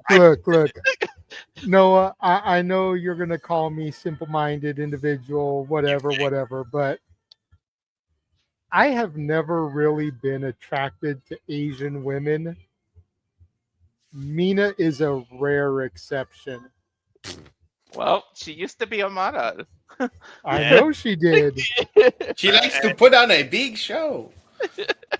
So me and JJ had the same thought process. Good to know. Damn right she does.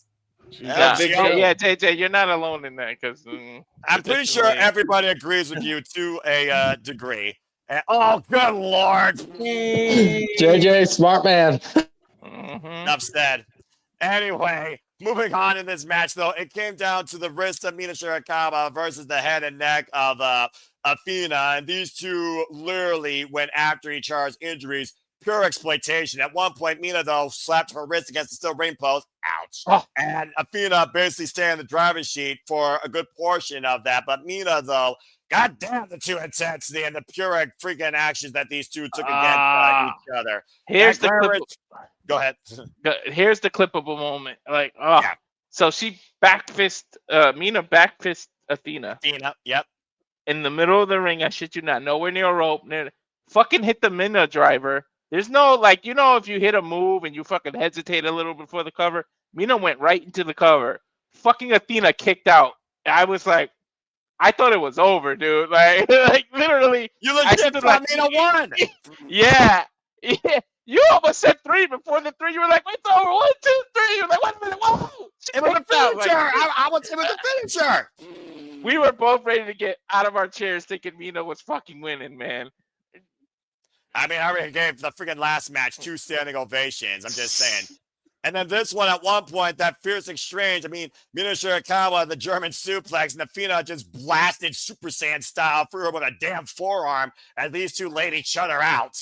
Then she grabbed the fuck she did? Oh, the straight jacket bomb. Straight jacket. Yeah, she did the straight jacket power bomb, and literally on one knee. Goes for the blockbuster, her move. I forget. I almost want to say move. I know that's what she called it. Yeah, but she went to the corner cobbled.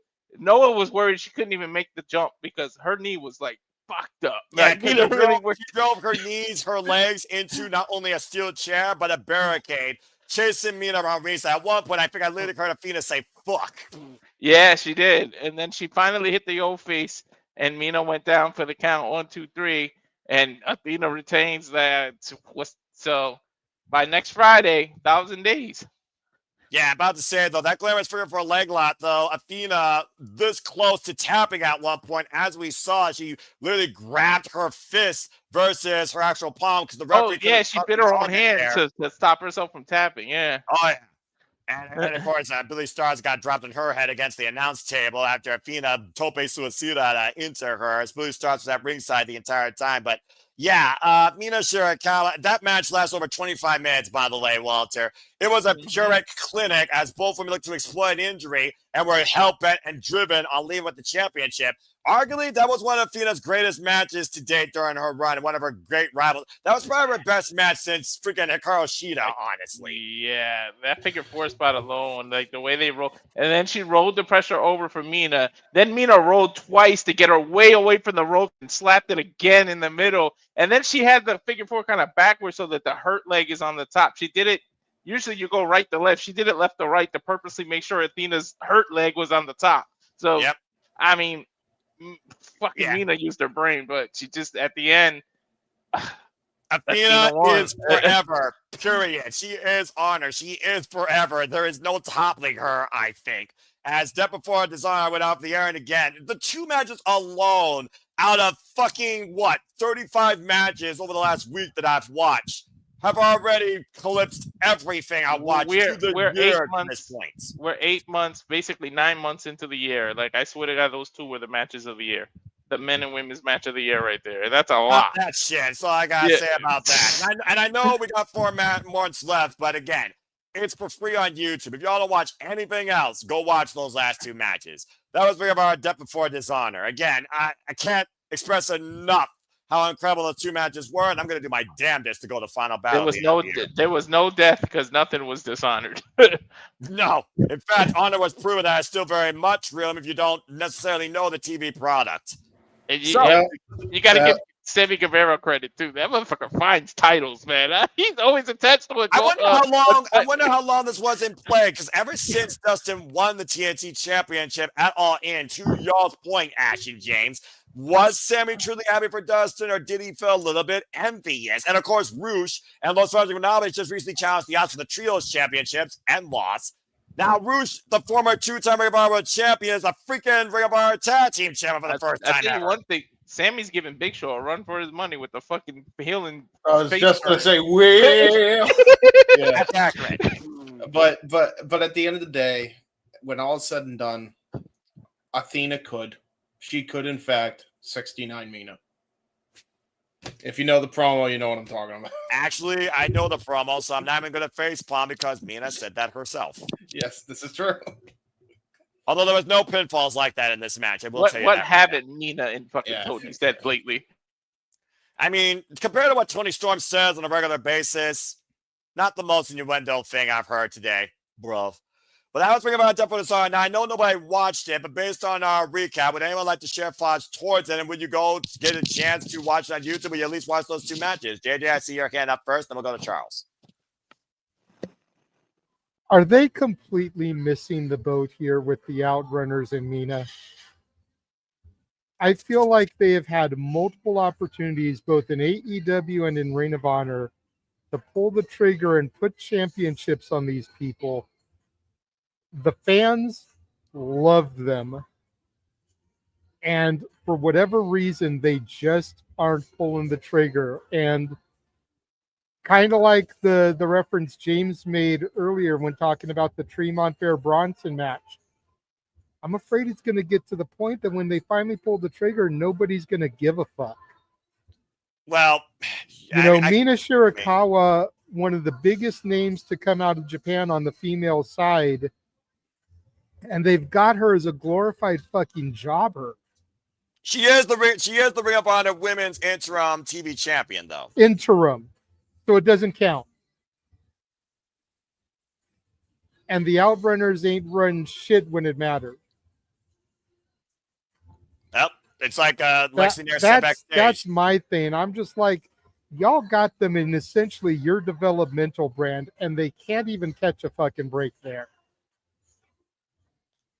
Well, to be fair, it was Mina's first chance at the Ring of Honor Women's World Championship. And again, it arguably was Mina's toughest match today. But to your point about the Outrunners, yeah, I don't know at this point, but it's like tough fupping with them. Like Lexi Nair says, they get knocked down, they get back up again. But I don't know where they go from here. And I want to see the Outrunners succeed. But as far as Mina goes, it's like I said on the X, and she apparently liked it, according to what someone told me. I don't look at my notifications, but Cool. I say Athena's forever, but Mina is now, just not now for Honor. So at the end of the day, I think regardless, you still have the women main event, a Ring of Honor pay-per-view that was phenomenal, and I think Mina had one of the best matches she could so far in what is the new beginning of her wrestling career and her life, because now she's here fully in America.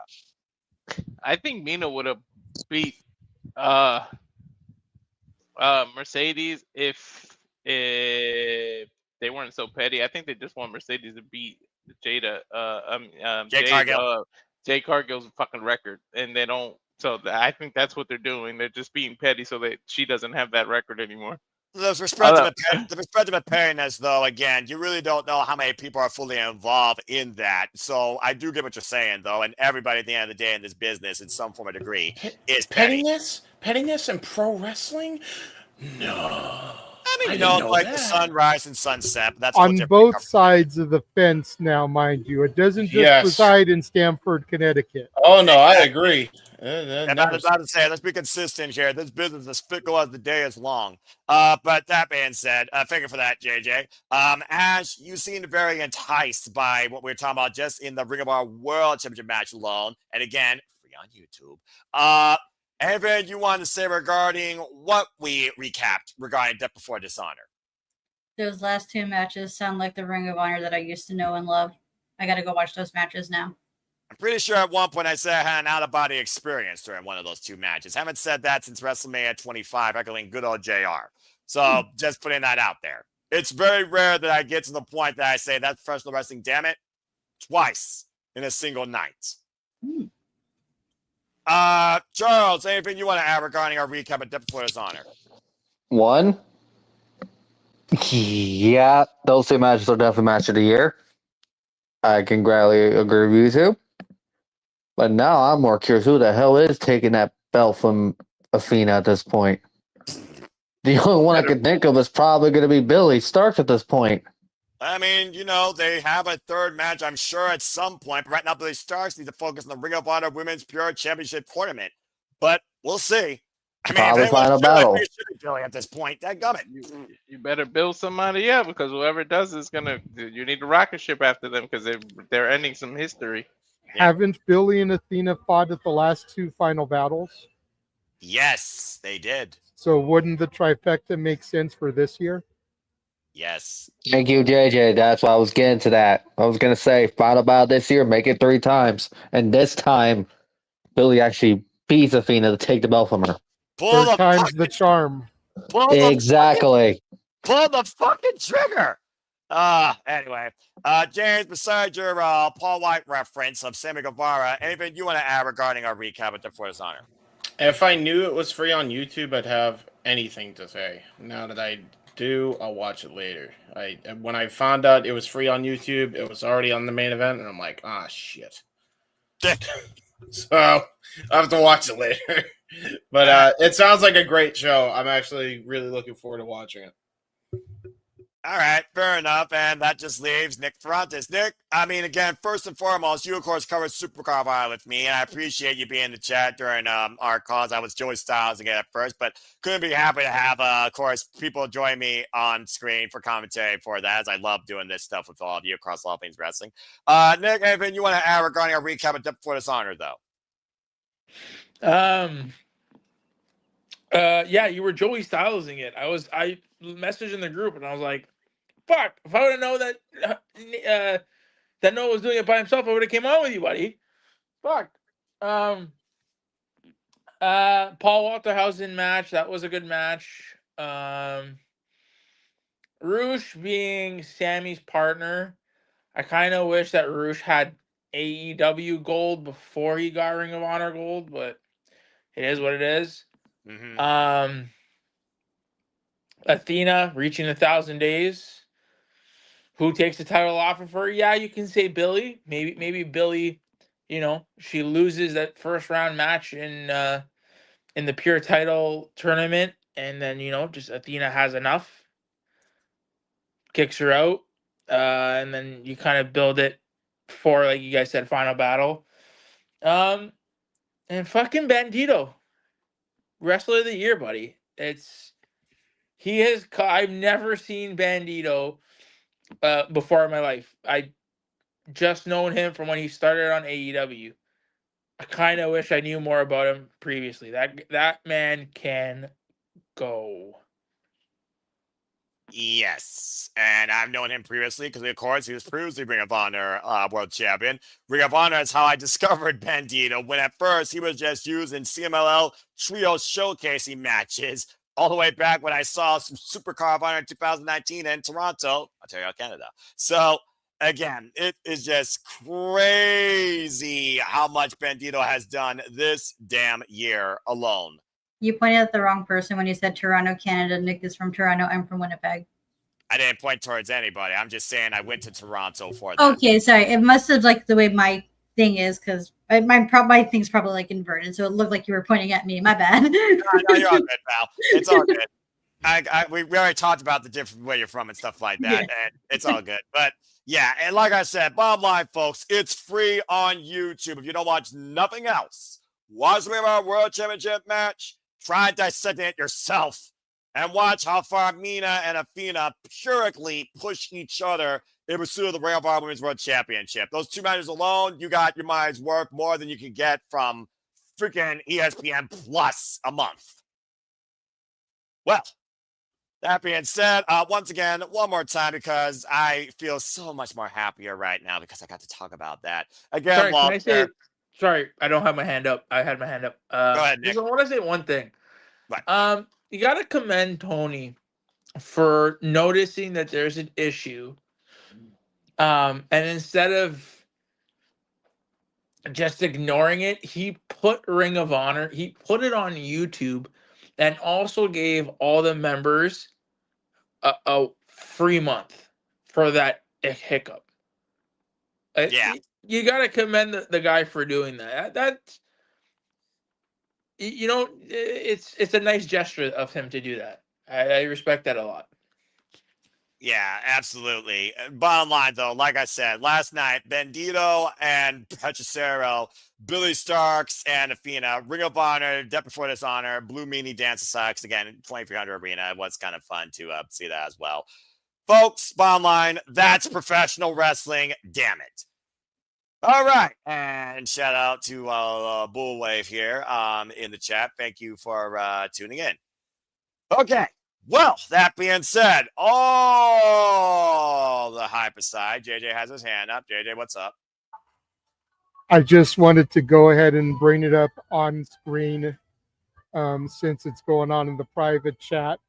The main event topic we were going to do tonight, we're going to scrap for now just because it's already 11 o'clock. We haven't even gotten to Clash in Paris. I know you wanted to dip out at the top of this hour, so you're already almost an hour past when you wanted to be here. And I don't know how much longer I'll be here because my ride could be off between, I'm trying to do the math here. It's 11:30 to 12 my time, so 2:30 to 3 a.m. y'all's time on the East Coast. Okay. Yeah. Mm-hmm. So I don't know how much longer I'll be around. So we'll go to commercial.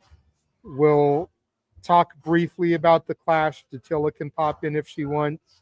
Mm-hmm. And then once Clash is over tomorrow, we'll do a special Shenanigans regarding the Raja Jackson incident.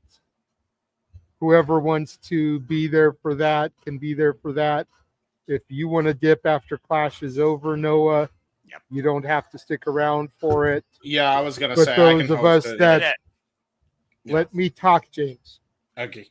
But those of us that do want to be part of it and still want to discuss it can just discuss it after Clash, since it'll be an early show, 2 Eastern, 11 Pacific start time. So it'll probably be over about 5 Eastern, roughly.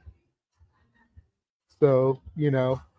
All right. Well, fair enough. Thank you for that, JJ, for the transcript and for the scheduled or the updated announcement. So when we return, we only have one more thing to talk about. We talked about all the hype we could for everything across all things wrestling. When we come back for this commercial break, we're going to talk about Clash in Paris. The hype there, or is it just c'est la vie? Stay tuned after this commercial break where we talk about WWE Clash in Perry. And now for a taste of things to come.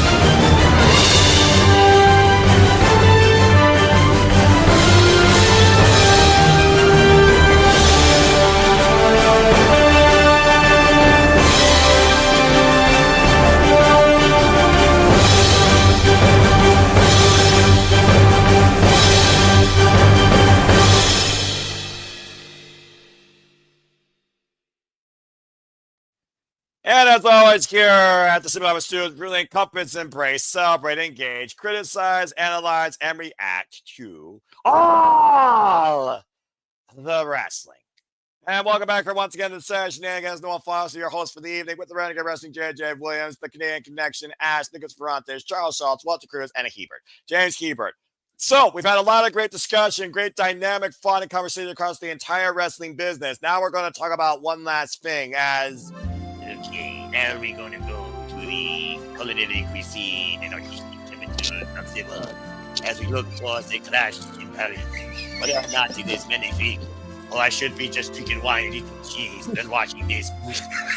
We're going to see if the Sorry. Okay. And so, like, you did not hear that before during the predictions.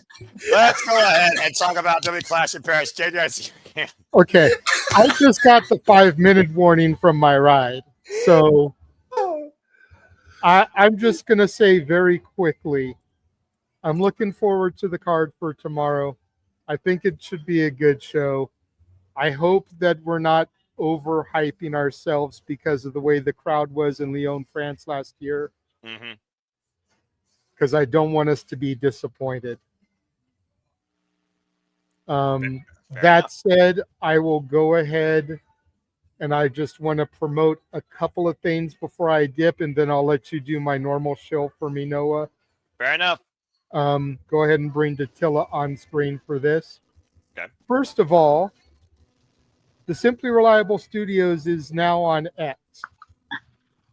Follow us at SRSTUDIO SR Studio 2024. All of us, the main four here, are going to be running the account. So Noah, myself, James, and Walter all have the login information, and we'll be posting sporadically to promote stuff across the board. And then it was discussed in a group chat the other day. This year we are going to do the first ever Simply Reliable Studios Wrestling Awards. Da-da-da. In the past, we've just kind of hitched our wagon to the No DQ Awards and kind of whatever the fans voted on as the awards for that, we've kind of co-signed on. But No DQ is very AEW and WWE centric. And with us covering all the wrestling, as Noah likes to say, you know, between the Japanese, the CMLL, the AAA, the independent wrestling, TNA, ROH, NXT. I mean, just TNA, ROH, NXT is stuff that they don't usually give awards to. And those are three pretty major companies. You know, because two are offshoots of the big two, and TNA is in a major partnership. And you can throw AAA in there now as well. So we're going to do our very own year-end awards. Details will be coming soon. I'm not sure how we're going to do the nomination process, the voting. But as soon as we have more information, we will give it out to you guys on the air. I have to go. Have a good night, everybody. I should be able to see you for Clash tomorrow, but I will definitely be there for the shenanigans afterwards about the Raja. Wait. JJ, quick question for people on the panel that when you guys get to do the awards, do you have to dress up? I can barely hear you. You're very echoey, Datilla. Sorry. I'm on my iPhone. That's why I was like, do we have to dress up for this, for the award ceremony? No. Oh, okay. Have a good night, everyone. Thank you Good very night. much. And that is the Renegade Wrestling, JJ Williams. And again, if you haven't already, subscribe to Renegade Wrestling, JJ Williams. Yes. Noah will look sharp enough for all of us anyway. The story of my life. That is Simple as true. that. All right. Well, that being said, bonjour, Datilla. Welcome back here to the discussion about WWE Clash in Paris. I feel like I'm in a French cafe. Well, I don't have the coffee or the wine or the cheese to share with you or the frog legs. No baguette? That being James, said, how'd you? Hey, control yourself, bro. Sorry. That being said, let's go ahead and talk about, are we hype or are we just... Bonjour. Bienvenue. We officially lost the plot. Tu parles français? The problem clear. Yep, we officially lost the plot, folks. Stop fucking playing the song. It's killing me. You gotta stop this. No, continue, please. All right. That being said, Datilla, are you hyped for Clash in Paris? Where do you stand with this show? What's your expectations at? Go ahead. I'm actually not hyped for this. I ain't hyped. Like Mojo Riley used to say. I'm not hyped for this. I feel like most of the matches are kind of predictable. The one match I was actually looking forward to seeing isn't even on the card anymore. Naomi versus Stephanie Marquette. You know, so yeah, I'm still gonna watch regardless, but the excitement isn't there. Okay, so basically it's just... Jesus, this... No, you're killing it with the sounds here. The soundboard, someone had to, develop some stuff here. All right, so well, I'll thank you for that. First off, love the Aristocats reference on your short Ash. Why don't you go ahead and let your thoughts next towards Clash in Paris. How do you feel about this show? I'm only looking forward to like 2 matches, and that's it. Which 2? Becky versus Nikki for the IC title, because I love Becky Lynch. I love my girl. I gotta support her. Her IC title run has been magnifique. Magnifique. All right. I'm actually part French, by the way, so. If anybody can do this. Cool. Well, why don't you go ahead and speak in French? How do you feel about this? I don't know the language. I know a couple words and a couple of phrases. I know. used to speak it completely fluently, and then out of practice, I God, understand that someone else. Speaks I'll be screwed. 2 years of high school French out the window. Right? Oh my God. The amount of This is really more broken by the end of this. I felt so bad for my brother when he first started learning French, and he was so excited to like teach the one phrase that he knew, which was "May I use the bathroom, please?" And he was like trying to say, like, Ash, keep saying it, and he would get so mad. It's like, no, you're not saying it right. You're not saying it right. And we spent like a good 5 minutes trying to teach me how to say, "May I please use the bathroom" in French. And did you ever? I can introduce myself. I know how to say that. That's puis-je utiliser le toilette. I can introduce myself. Je m'appelle Zatala. Say it again, Walter. It's puis-je utiliser le toilette. Okay. And now we're down to And Nick's Well, device. hold on. and Noah, play cracked. that one more time. Play that one more time. One more time? All right. One more time. Just for that I fart in your general direction. Oh my God! National Lampoon. You know what I'm saying? I knew somebody would get the reference. But Nick's back and he missed It's that not moment. red if it's dead. All right. Just like this pay-per-view. I was also excited for Seth Rollins, CM Punk, Jey Uso, and LA Knight. Yeah. Okay. Yeah. Other than that, I'm just sad that Stephanie Victor is not on the card no more. Because goddamn, do I love that woman. Yeah, La Primera got screwed, and whether or not she even gets a chance in the Women's Heavyweight Championship now, that's completely up in the air. As we talked about last Shenanigans. And Adam Pierce said that she will have her match. It's just not gonna be on Clash at in Paris. That's the sad part. Of course, that'd be too much like right. If I knew how to rant in France, I would. All right. That being said, okay. Because God forbid we have more than one women's match on this B show, right? You give us the next show of the women division in the WWE. All right. That being said, let's go ahead and move on. Thank you, Ash, for that. Nick, let's see if your device holds up because you've been dropping in and out here all night. Do you have anything to say regarding your hype towards Clash in Paris? Stephanie Verker got shafted hard. Shafted. Like, I agree with you guys. I don't understand why there's not more than one woman match on the card. No, I got you on the next one. It's crazy. Honestly, I'm not excited for Clash of Paris. Nothing really on there that appeals to me.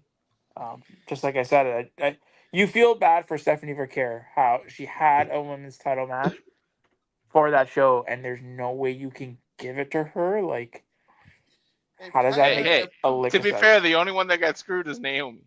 So what you're saying is that this show is. You're saying is, this is true. You're not wrong. Look. Jimmy Uso did not proceed with caution. He did not proceed with caution. He did not proceed with Fuck Walter! What's a French national anthem? Vive la France!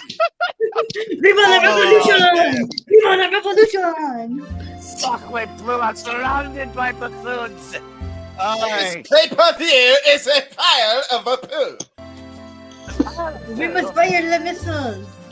What the hell, Napoleon Bonaparte trying to take over the Waterloo? What are you doing here? You are fighting another French Revolution. You're just gonna go back to listen to this, and he just sees all this. He's talking all This show is going to hell. I didn't say that in France. Let's go. You know what? Give me a minute. Oh no, you gotta look up the translation. What's that phrase from that song, Lady Marmalade? Yes, it translates to "Will you go to bed with me?" Oh, okay. Okay, then. Yo, which is funny. I'm gonna tell you a story because my French teacher did this. Okay. So couchon means sleep with me, right? Yes. Couchon is a pig. So this creepy guy was following my teacher around. So she was trying to call him a pig and ask the police to help. And she kept saying couché instead of couchant. So what she really was saying is I want to sleep with this man loud in front of everybody.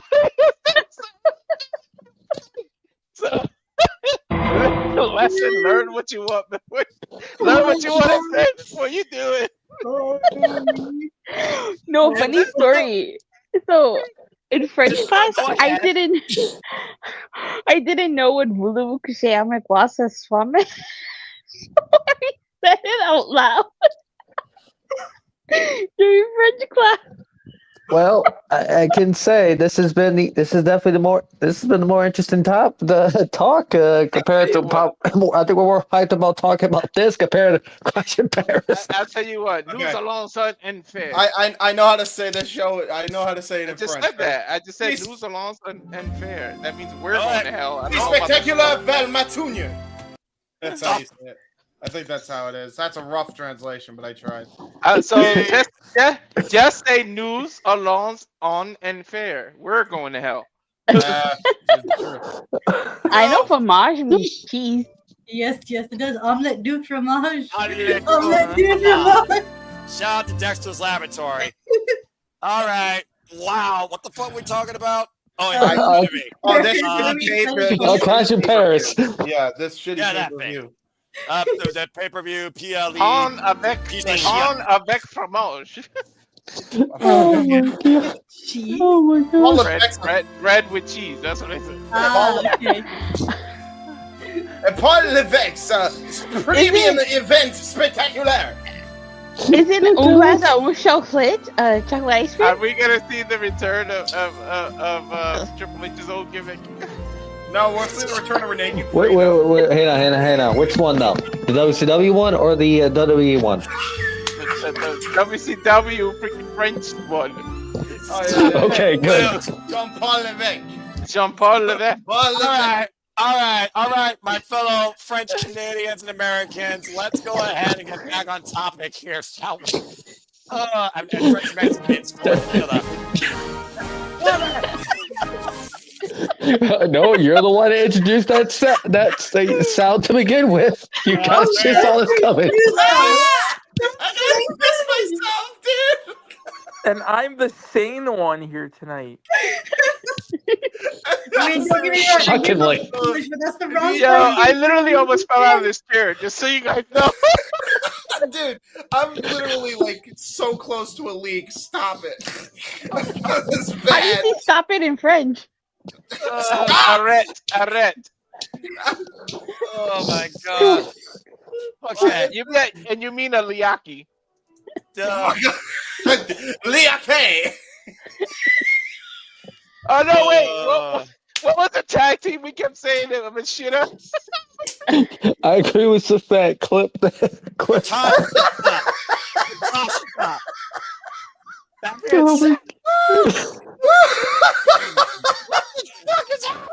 I don't know. We're fuzzy. Oh my gosh. We're from the aristocrats. JJ left the shows went to hell. And I know. I do one silly freaking gimmick, and the whole thing goes off the rails. Oh my god. How do you say off the rails in French? You should have saw it coming. Background, so we can just all calm down. Yeah, you know what, Walter, get the Eiffel Tower in the background, please. Okay. Filthy Frank says it's time to stop. Move on. Oh my god, I can't breathe. This is great. Okay, I'm serious. Yes. Hold on. Serious face. Okay, yes, okay. Everyone, calm down. Everyone, calm down. We're back to America. Yeah, we're all adults. Okay. We'll listen to the French Canadian. We'll listen to the French. Canadian with a straight face either. I can't. We'll listen to the French national anthem tomorrow. I'm sure at Clash in Paris. We are mature adults. Okay. I'm crying right now. I'm crying I'm about it right starting to now. scream that way with that in the background. I expect you to. And a French flag. You're lucky I don't have a beret in my house. Oh my god. A beret, Walter. That was the whitest way. Beret, whatever. Wait, hold on. Okay. I have a beret with a cigar. Wait, what the fuck are those old school cigars? Cigar holders with the black and white shirt. Oh, what about the little hat? What the fuck is the little hat? The hat. No, you get it. Okay, that's not you. Where's the hat? I forgot. Okay. I was about to run out and grab a croissant. It was like, no, that's A croissant? yeah, actually, you have croissant. Croissants for everybody. No. Off the rails. I think this is the most off the rails. This is the most off the rails this show has ever been in the history Right? of the show. You know what's even better? No one can. Noah cannot be able to get this under control because he was the one that introduced this. He caused the fucking floodgates, bro. Noah's I'm sorry. laughing. Hold on. The floodgates.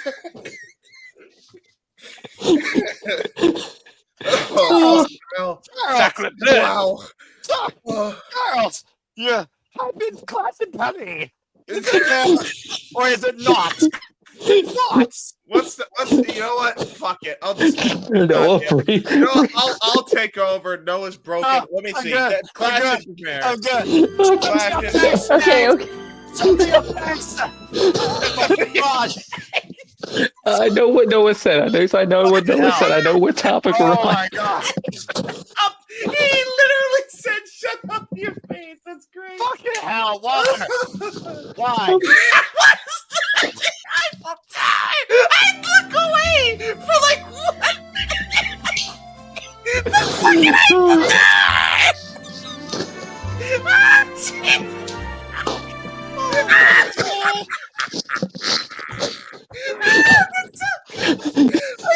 I was like literally looking up Clash in Paris until no one told me shut up your face, and then they see the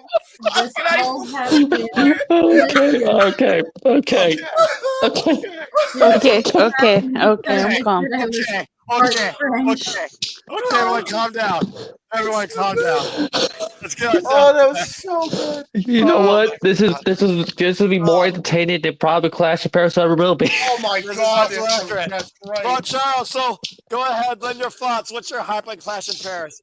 Oh Lord. I don't know what I was gonna say now because literally this whole thing went off the rails. I completely lost my train of thought.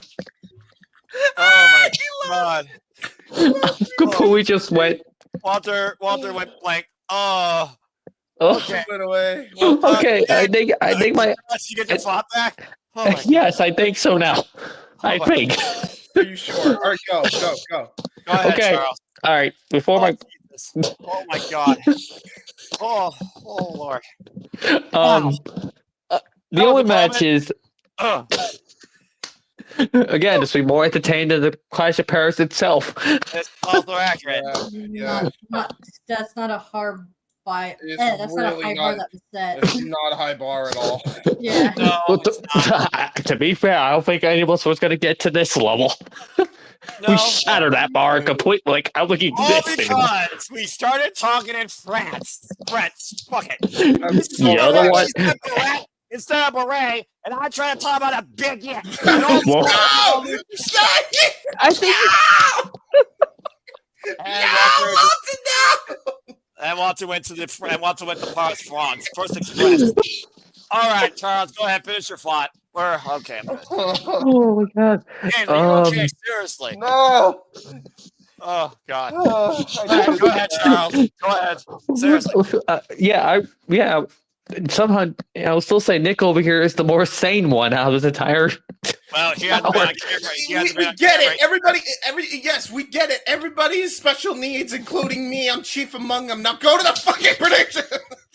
I wasn't even gonna say. Just go and say the things. Go. Wait, we're doing predictions? I thought we were just doing our thoughts. I don't know. Just talking. Overview. Overview. Okay. All right. Okay. I'm somewhat a little bit curious about the Becky and Nikki match for the show. Okay. Okay, sure. Yeah. I'm on the island on my own. As no.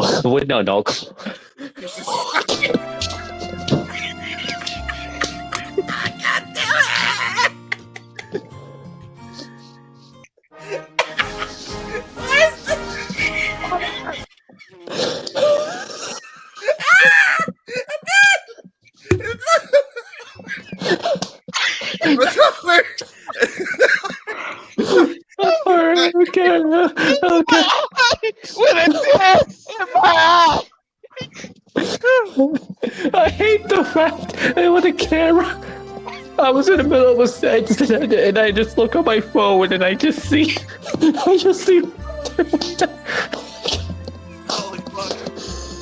Oh, it's percent. Oh my god. You're gonna give Noah a heart attack. The bar has been set. All right. Charles about Nikki Bella and the what's her face? Becky Lynch. Go ahead. Continue. Well, I think all we're gonna I know have what that. I'm using. I think I know what I'm using for the "We'll be right back" graph. I was gonna say, James, you better. I will yell at you if you don't. Be James Keeburn in a beret, cigarette, mustache, and a baguette in one hand. Oh, tomorrow's gonna be great. Okay. Oh, Is that the only match, Charles, or what else? Well, I was gonna get to some of the other things, but Jeff's tuning in. Jeff enters the stage now after we've been laughing about fucking talking French. Well, that being said, bonjour, Jeff Meacham. Welcome into Hello, Jeff. I kid you not. We are so punch drunk. We've literally been laughing for an hour and a half straight because Noah then played this song. Noah, play it. No, hold on. Jeff is confused. Let's bring Jeff in here so he can talk, because I'm sure he wants to talk about Clash in Paris, and then we'll bring him into the madness that happened here if he wants. And, well, Walter's already doing it. Jeff, do you want... I love your shirt, Ash. Do you want this? Thank you. Jeff, I am. Jeff is confused right now. Jeff, this has gone so off the rails. It's accurate. I'm the sane one. Jeff, do you want Good night, everybody. Yeah, that's accurate. No, not the French Terrier. Come on, man. No, it's a French bulldog. Jeff, can you please save this? Can you save us, Jeff, please? There's no saving this. Jeff has entered the Twilight Zone. They're asking me to save the show. What the fuck? Accurate. Yeah. Jeff, you might be able to try to someone get this thing somewhat under control. Go, dude. You're asking the wrong Jeff Meacham. Jeff Meacham 20 years ago may have been the savior of sanity. I'm too old for this shit. Accurate. You know what? That's why. That's why he's I'm hurt. the host. He's hurt. Literally, he's old. He's tired, and he works with. I work with cartoon characters instead of kids. Yeah, pretty much. Yeah. You know what? So Go ahead. I sent an image to Walter and to you, Noah, to please upload in, and we'll talk about that at the end. Whichever one wants to upload. If you want to both upload, I'll have two. Fuck it, whatever. I'll get it in there. Continue, Jeff. As far as the topic at hand, I'm honestly only hyped for the show because I get to sleep in tomorrow after 2 straight days of crazy and still get to enjoy the show. I will say this. I make bad choices in my life. I do. But I have no regrets as far as these two because I went from concussion protocol, having a CT and a spinal scan Thursday, to a full tilt Cyndi Lauper concert last night. And my friend, our buddy Ariel Beverly, who I interviewed on the channel, her album release birthday party in an intimate setting with as much flashing in the strobe lights. So Noah at any point can feel free to go, Jeff, you fucking idiot, and we're good. Because it's been a sensory overload couple days. This is the first time I've had the sunglasses off at night in 2 days. Right? Good Lord, Jeff. No. I mean, oh my God, are you okay? I made it halfway through the concert last night and was going, wow, 80s concert, pretty colors, Hollywood bowl lights. Let's put the glasses on so we don't fuck myself back up. Right. And it worked out. And my friend and my plus one for that just got home. So yeah, I'm very happy she's home safe. But yeah, I am actually looking forward to watching this show. Mainly because I don't have to be a part of the production side of things over here. I can just watch the show and comment along if I actually wake my happy ass up. If I don't, then I can watch on demand. That's the beauty of the internet, folks. They do really cool and dumb things on the internet. I watch it on demand later. It's a beautiful thing. It's beautiful when I can. When I can, I partake. When I can't, I watch it on tape delay. Wow, on demand. Sorry, tape delay. How fuck old am I? Not botched. Accurate. Not a botch. Thank you. I'm looking forward to the show though. I've watched so little of the current product, and that's not a knock on the company. That's on me, my time not being my own the last 2-3 weeks. So, but I'm always hyped for a a international crowd. They have been chewing the scenery in those crowds the last couple weeks, man. I've been here for it. Those people have been lighting the screen up like Christmas trees. And I'm so happy that John Cena is getting the babyface stuff at the end, and he's getting the crowds, and he made nice with the kid from Brussels. That shit made my day. Like, I was so tickled for that kid and for John, right? I'm looking forward to him and Logan. I'm looking forward to the world title match. There's enough good that I'm not overly like another fucking pay-per-view. I'm okay with it. I did get a chance to go back and watch AEW from last weekend, both with and without your guys' overlay on it. I'm not seeing, I mean, other than the show length, which is always a thing with AEW. It's a decent show, right? Like, there wasn't a whole lot of bad. I don't think there's a whole lot of bad here. Our Ring of Honor delivered yesterday, so good on them. Yes.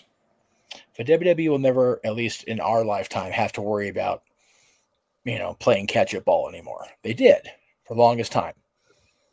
But they don't have to play catch-up ball. They just have to go, okay, so they met our standard. Cool on them. Now we'll go out and show them what's up. As long as they do that, they're okay. So to answer what time it is by telling you how to make the watch, yes, I'm hyped for the show.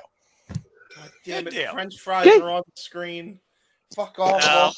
So I actually, for the first time at the Cyndi Lauper concert in a long time, had just basic hot dog and French fries yesterday, and I'm okay with it. A bacon hot dog or just a regular hot dog?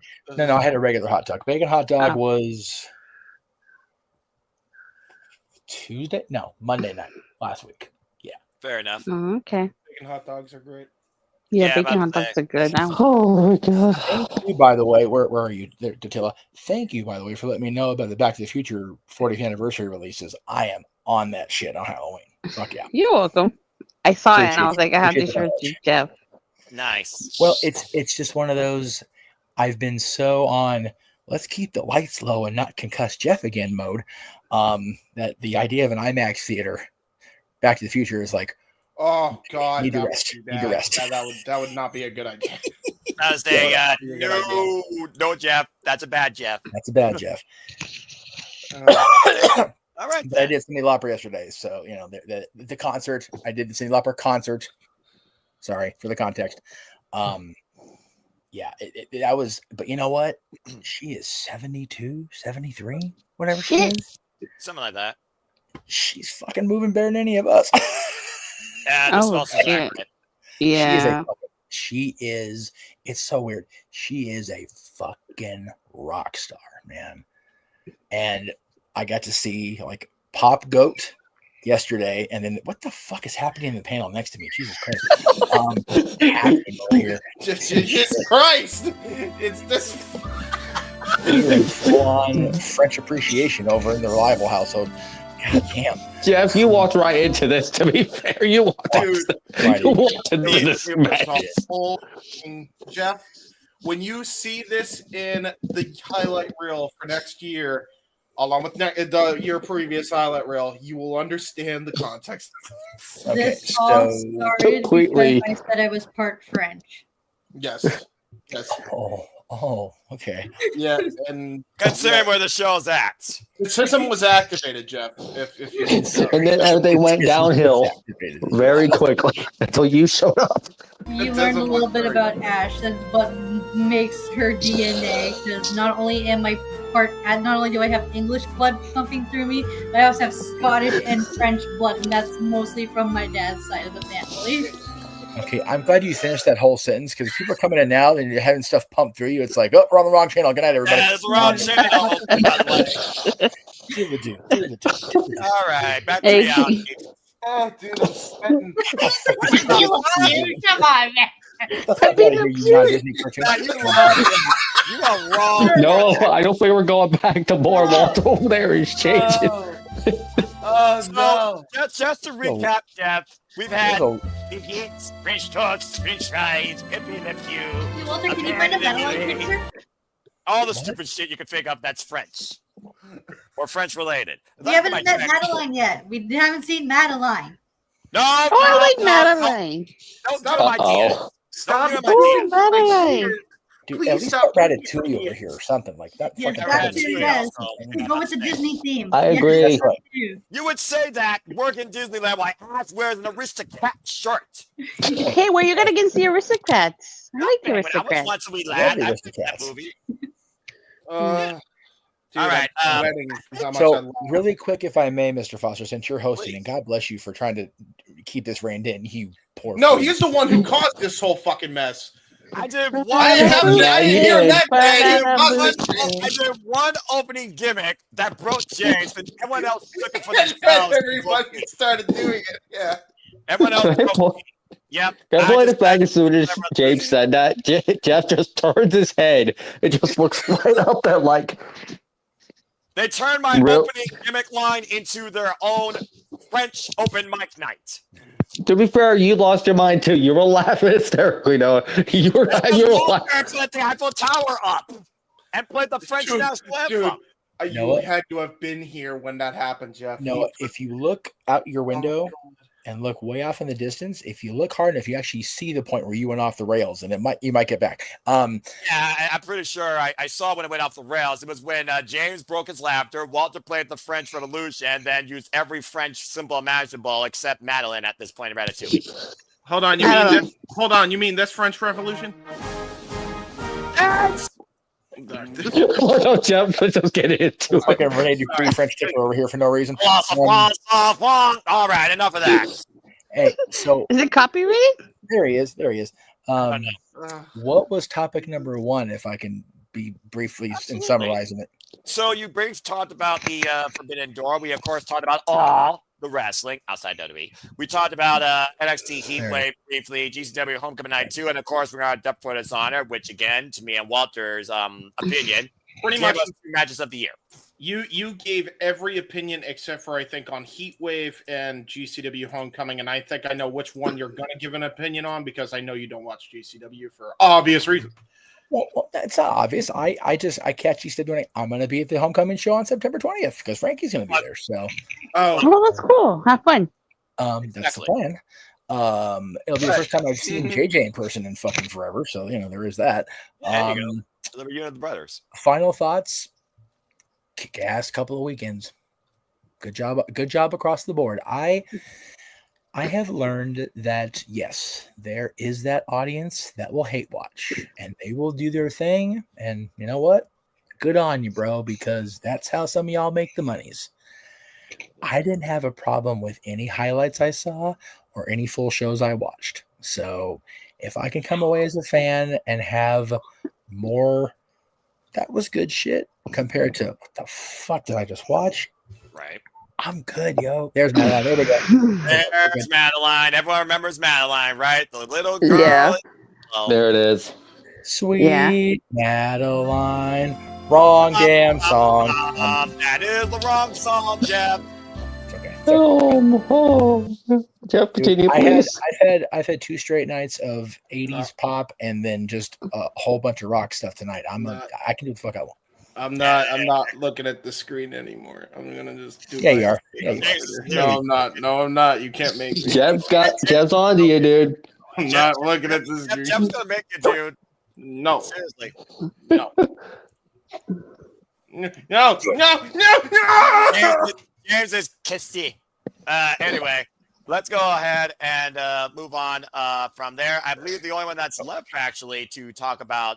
I'm surprised Walter hasn't done any paintings like the Mona Lisa. The Louvre, the Mona Lisa, the Scream, Don't get ahead of yourself. Don't get I'm ideas. the fun guy. I know what I'm doing. Oh, I know exactly what you're doing. I saw you put escargot earlier. Anyway, that being said, I forgot about escargot. My cargo. No, escargot, not escargot. No, my cargo. Anybody know what I'm quoting there? No, whether I read or not. Again, Jeff, you walked into this. You walked into the madness, my dude. You're the only one left. Our Canadian, semi-French Canadian, Scottish friend, Go. What the fuck?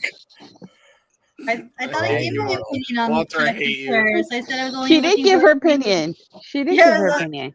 Oh, that's right. Everyone did give their opinions, including Pretty- Jeff in the middle of the Pretty madness. much. Unfortunately, the reality is Jeff is more positive about the show than we are. Sadly, Well, because here's the thing. Wow. Here's what it is. Here's the thing. You make a positive out of a negative, even if it's not fully negative, but it's mid. However you say mid in France. But the bottom line is this. The crowd makes the show. The workers do it for the crowd. And whether or not the crowd at home gives the same reception as the people there is a whole different sort of opinion. Bottom line, we're covering it because we do care about it. And there's at least one thing we all could take away from tomorrow that we will engage. And the rest are just going to, be complacent and go along with. But as long as it's a good show for the people that are there in attendance and everyone's safe, that's what's most important. Dan, sorry. Yes, I just wanted to say the way you pronounce mid in French is milieu. Milieu.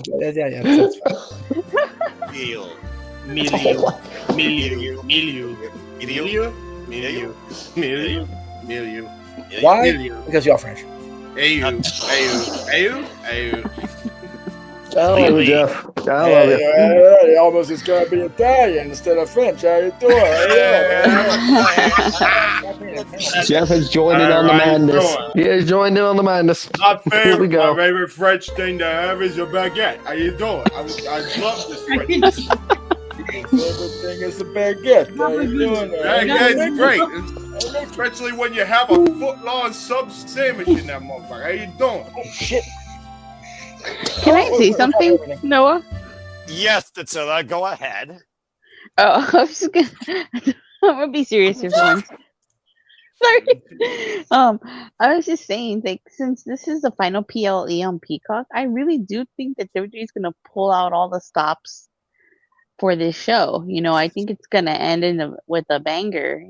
We may not be hyped for it, but I think it'll probably be one of the better pay-per-views because it is the last one on Peacock. But it's not the last one until next year. No, they released a press statement saying that September 20th, Palooza kicks off ESPN. But NXT is still going to be on Peacock while they're I'm about to say. So this is the last main roster. Yeah, that's the point I was going to make, but I'm glad you corrected yourself. And that's a fair point. By the way, I'm part Italian, so again, I always take a little bit of offense to that. Just saying. Are you a full-blooded Italian? No, I'm not full-blooded Italian, but I also understand the reference. But neither were the full-blooded Italians in ECW.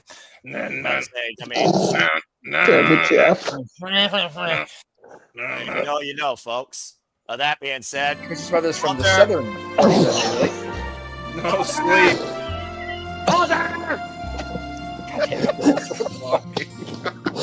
Oh my god. Oh my gosh. Sweet baby Jesus. I'm gonna Good Lord Almighty. Again, Noah. You should have saw this coming. I did not see this coming. I opened up by saying the piping clash is. Why is my fucking avatar the French flag? Fuck that.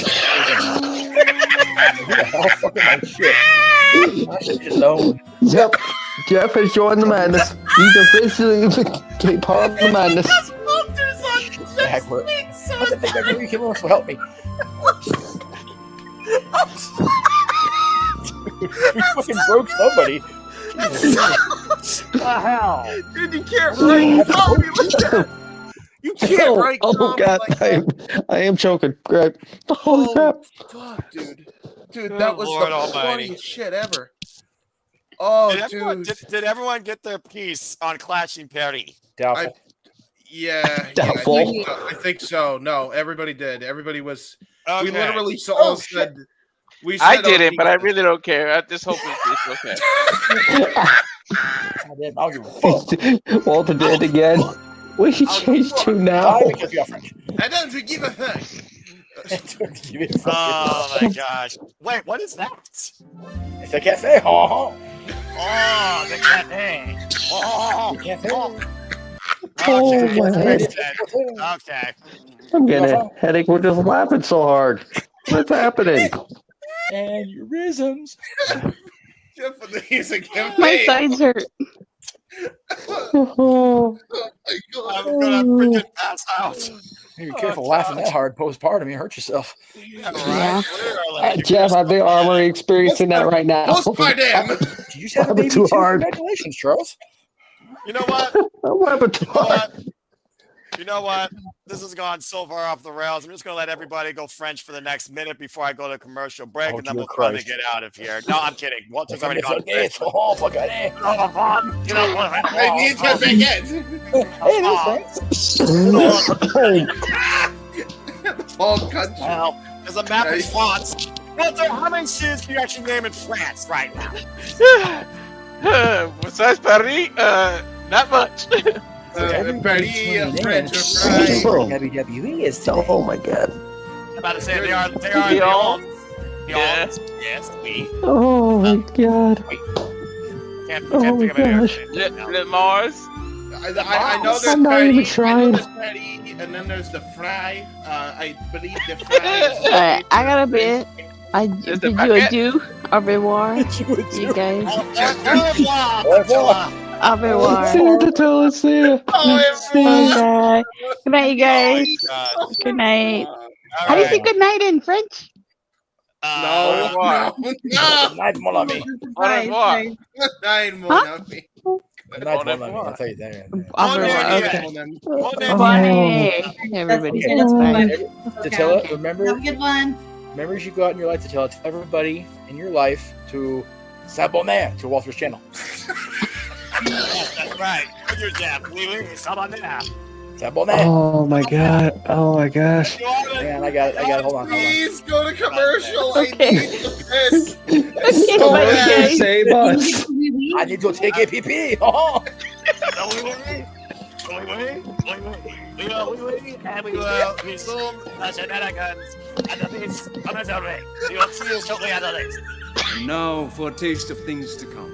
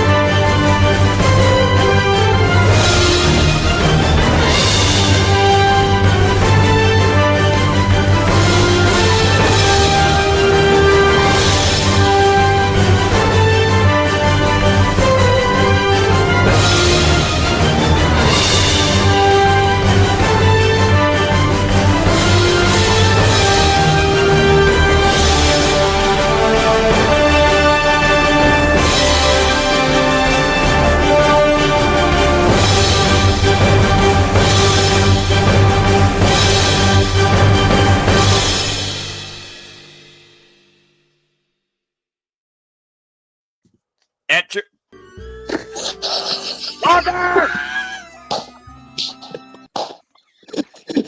Even as we come back.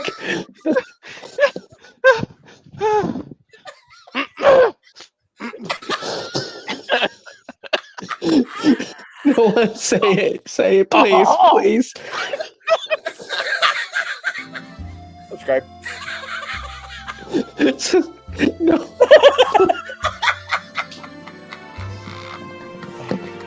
No one's got to say the intro in French. 2 hours later. 3 hours later. Go ahead, Noah. Walter's not amused. Or no, whatever. Noah, whatever the fuck your name is. I forgot. I don't know. Whatever. Noah, please. Please. Just do it already. He's so fucking forgot them over this whole thing. Do it already, man. And as always, here in the Super Reliable Studios, We truly encompass, embrace, celebrate, engage, react, analyze, criticize to all the wrestling. And welcome back to the French Connection. I am your host. I am the host of the Superman Noah Monster with Jeff Meacham, Nick Parates, and Ash, the French Canadian Connection with James Hebert, Charles Schultz, Jeff motherfucking Meacham, and Walter Cruz, who I don't know if he said au revoir or just left because he passed out. And again, we thank you all for tuning in as the conversation continues and possibly about to come to a close too. What the fuck happened? I like how Jeff comes into this, just like, what is happening? And all of a sudden, by the end of this, he's fully a part of the madness. My family's last name is a bear. Okay. I do one thing, and the whole thing goes off the rails by everybody. My mother puts every French thing imaginable. And Jeff joins in on the madness. That makes it even better. Jeff, oh, there you go. Walter's in Paris. Because he's well, that case, fuck. Hang on. All right. In that case, don't join in on it now. Do you know what? I'm gonna let this play for a moment. This is never gonna end, man. As soon as JJ left, it went. We have gone to French hell, whatever the equivalent of French hell. What the hell is that? I was about to say something really bad, but nope. Wait, you guys didn't even notice the name. Le Reliable. I didn't even notice. I honestly, I've lost all ability to read because there's sweat in my eyes. We are going to a fair after this. Oh my gosh. Oh, Noah, you love this. You love this. You guys broke me. You guys legitimately broke me. In all seriousness, that's Jeff. how you legitimately say it in French. Yeah, I'll say all seriousness out the window. Yeah. Well, the beautiful part about this is whether you're French, Canadian, American, Mexican, or some other thing in between, we have finally reached the end of the shenanigans. As JJ pointed out, for those that want to hear more about the Raja thing, we're going to talk more about that tomorrow after Clash in Paris. Discretion advised for those that want to join in. So unless the chat wants to further dictate the manners of conversation with questions or super chats, either in Canadian or American or French, we're going to go ahead and chill and get the fuck out of here and say au revoir to everybody. Starting first and foremost, Monsieur Fiable, Mr. Reliable. What the fuck, Walter? Look at Jeff. Look at Jeff. From Paris, France to Le Magical Kingdom. There's actually some Disneyland's castle, Paris's castle. Oh, I'm about to say, yeah, they got one out there in Paris as well. You know, I'm sure everyone I'll go around the world. Yeah, W Classic in Paris. Sorry, wrong show. Not copyright. Not copyright. Not copyright. Wait, Daft Punk. Wait, is it Daft Punk French? Hey, They actually are, yeah. You forget, non-copyright. We're Disney. We own the entire world anyway. Fuck it. Yeah, that's fair. I was like, Jeff can get away with this more than anybody. What the world? Yeah, that's accurate. Suck Abraham.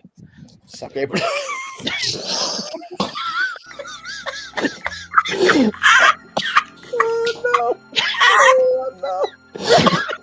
Let Disney take over. French. Yep. We were getting off this night. Sooner. So hard. I try so hard and get so far. But in the end, it doesn't even matter. If you fuckers don't subscribe after all I did tonight. People better subscribe now. Subscribe now after this. In English and French. This is Abonnez Oh my God. sur YouTube. Oh my gosh. Oh my God. Let's. Jesus. You, Alex. Jeff, you do. Jeff, go ahead and. Jeff, please. I think you had a graphic in here. I don't see it. I got it. I'm on it. Okay. All right. I just want to make sure. Go ahead, Jeff. As I mentioned last week, you can catch my interview with my dear friend Ariel Bevillier now on demand. I would promote the party, but it already happened. There it is. Oh. So, yeah, we had quite the time down on Santa Monica Boulevard tonight. I want to thank everybody who came out to Jagged Fitness Studio. It was so much fucking fun. I gave this girl the biggest hug and told her how proud I was of her for everything. And in front of everybody said, you're a fucking rock star. And the best part about you being a fucking rock star is you don't act like a fucking rock star because you're an awesome person. And I love you for that. And we just had this big old hug. And then we went home and it was a beautiful thing. So yeah, please go check out my interview with her. She actually told a lot of the stories that she told on this show at the party. So if you didn't get to go to the party, which is everybody in this room and everybody watching, because y'all don't fucking live here. Sure. Please check out the interview. We had a great hour-plus conversation, and I'm looking forward to more interviews with more of the people in my life besides just the wrestling, although the wrestling is still a beautiful thing. And, of course, on the socials, when I'm not working with Dead Mouse, Instagram and Twix _ Jeff Meacham, Facebook at Jeff Meacham, and as I've been saying for what feels like forever, relaunching the channel officially on the 4th of January. Well after Wrestle Kingdom. I'm gonna let New Japan do their thing. I'm not gonna be up that fucking early in the morning because I'm not as crazy as I used to be. Although I'll probably stay up and watch it because it's January 4th and I'll probably be working overnight. So Tanahashi's final match, by the way, too. I'm about to add Wrestle Kingdom 20, and I'm covering that shit. So if I end up being scheduled January 3rd going into the 4th Pacific time, there may be an option for me to, since I can use a virtual background like JJ does at work and like Walter's doing right now, I may just go just off property and do the thing with you, brother. We'll see. I would absolutely To be continued. love it. Yeah, to be continued. But All yeah, right. I just, again, I know I get weepy on these fucking plugs now, but I just want to thank everybody again for tuning in, letting me be a small part of what's become a big deal, and I appreciate the fuck out of it. The next time I'm going to be on screen, all things being equal, is Tuesday night or No DQ review, along with this crazy person, with any luck.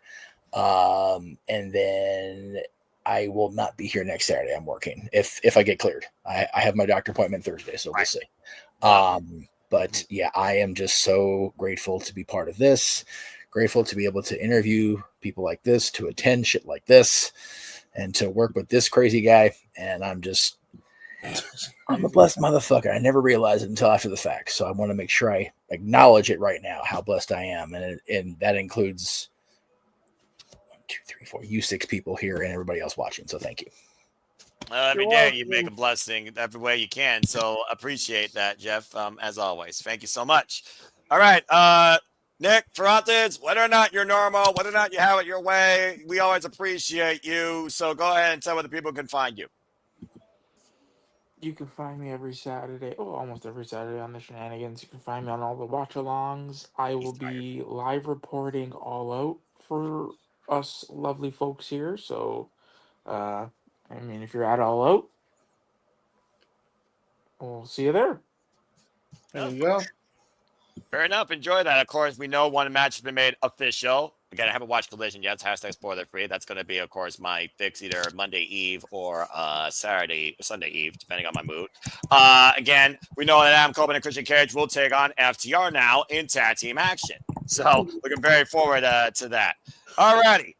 Charles, always appreciate you, man. Go ahead and tell where the people can freaking storm. Go ahead and tell where the people can find you. Two Talk Rando on Twitter. There you go. What the world? God. What? It's just, the background. All right. Ash, again, always appreciate you. Again, the most favorite Ash that I've come to know on the internet. She's our friend, period. Whether you look at her just as Canadian friend, simply put, she is truly our friend. Appreciate you always, jump off. Whether people can engage, connect to find you. You can find me on X, the app formerly known as Twitter, at ShadowBadAsh, occasionally talking, mostly listening in on the spaces, and subscribe to my YouTube channel, Batty for Wrestling.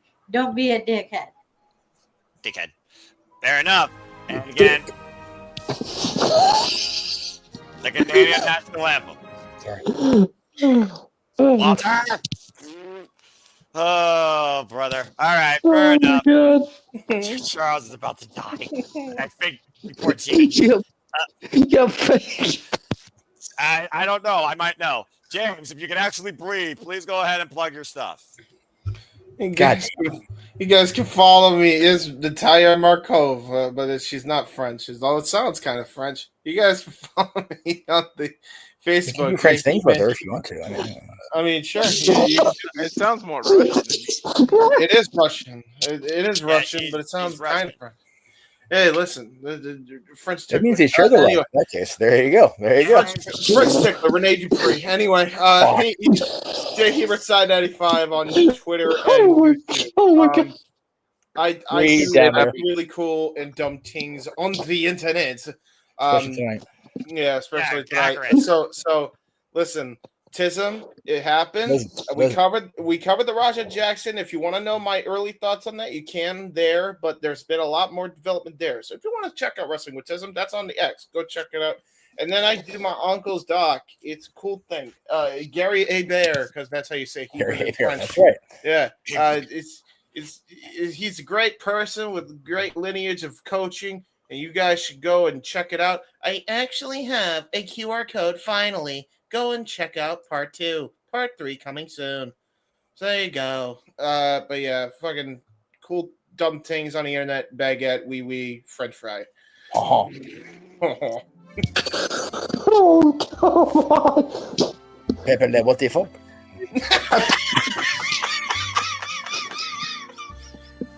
Noah, you keep going, or this show's going to go on forever. I think it already has gone on forever. What are you talking about? Yes, we are guests. They're not copyright. Oh my god. Oh Lord. Oh, we're getting I don't know anymore. All right, well, we're not canceled yet in France. We thank you for still tuning in. We are gonna go to hell when we die. Oh, brother. All right. Well, again, Walter, in English, in Spanish, in Francais. Go ahead and tell what the people bonnets, all of it, whatever find works. you, all the languages. Oh. Yeah. Oh, you guys don't know the size of my bathtub. I'm about to recreate all that and start sitting there and do that. Yes. Remember the French crap? I'm about to sit in that tub and start doing that. God damn it! Right on. God. Hi, Tiffany. What just happened? I don't know. Walter, Anyway. plug your stuff. I plug in. You can follow me on That was a fail. Walter Cruz at 940 on Instagram, on X at Walter Alex Cruz. Of course, JJ just mentioned that SRS has its own Twitter, so go follow that. Yeah, you gonna follow me now. Oh, cool! I didn't know that. That's awesome. Yeah. Jet. We do the cool things there. Au revoir. Now I'm gonna go watch all that, and I swear to God, James. But look at the day on the bottom. Some of those, and you're gonna have to fucking clip them. Oh, trust me, I already have an idea for it. I'm scared. That being said, yes, Jeff, as it's now official, we have our own X account for the Cinema Studios. So follow us there, folks. SRS Studios 2024. And as also disclosed, the first ever annual Super Reliable Studios Wrestling Awards. Further details to come forward amongst that as well. So stay tuned for more on that. And thank you, Walter, by the way, for the plug. I think Nick finally decided to go to bed. Au revoir, Nick Ferrantes. That being said, if people want to further engage with me, again, I'm barely on the social medias, but you can find me on YouTube and Fox 9016 for all things wrestling. Shout out to W Fam and this crazy fam. You all are ridiculous. And of course, you can find me on the X and Fox 9016. We're so gonna get banned from France. Well, it's not like I ever plan on going to Paris, France. I plan on going. Jeb might be the only exception to that. He won't. He won't. He'll be fine. If we JJ are might not do. yet canceled in France, we love you over there, and we very much appreciate you still tuning in. And for those of you at Disneyland Paris, please don't excommunicate me when I go. Never mind. I might jinx Jeff now. Oops. I'm sorry. Go ahead. Just continue. It's one of 250,000 people probably in that place, so I'm sure it'll be fine. Anyway, as I said, I'm on the X if you want. I want to give a shout out quick again to Dattila. Oh, she didn't even get to see the graphic. Yeah. Of course, follow her when it's wrestling time. Creators of Wrestling, YouTube, there are social medias, the X, the Twitch, the Instagram. Again, Statboy Mike was here. He's going to start covering Monday Night Football, so please follow him in the revamping of the Statboy Sports Bar, covering Monday Night Football here at the Super Reliable Studios. Cool shit. Internet be damn. We love the Big Baller. Shout out to Big Baller, Big G, the Big G. The original Big G. That's right. No. An American original, not an Aussie wannabe. Accurate. Again, give him a social media follow, folks. And again, he was not here for the French Revolution taking over, but follow the Regular Wrestling JJ Williams on the X and on YouTube, Kazine Studios, ROW JJ Williams, Kazine Studios, of course. And again, they were in the chat earlier. We always appreciate them. Los Domingos.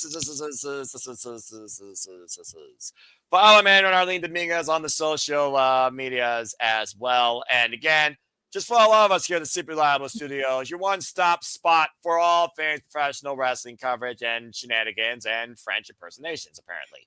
Jesus Christ almighty. And that's all I got to say for right now. So I'd like to conclude and remind you there are no winners, no losers, no betters, just fans with opinions with this passion we all share.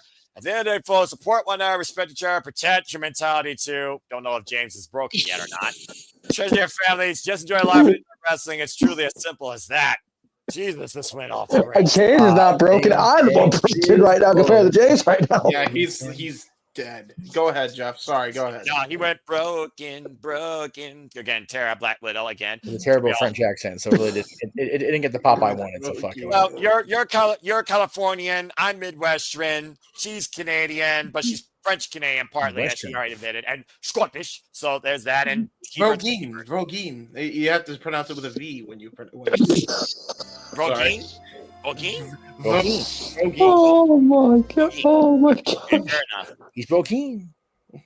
Broken. We're all broken. We're also tired of shit. We're tired of shit. Why? Because we are French. We.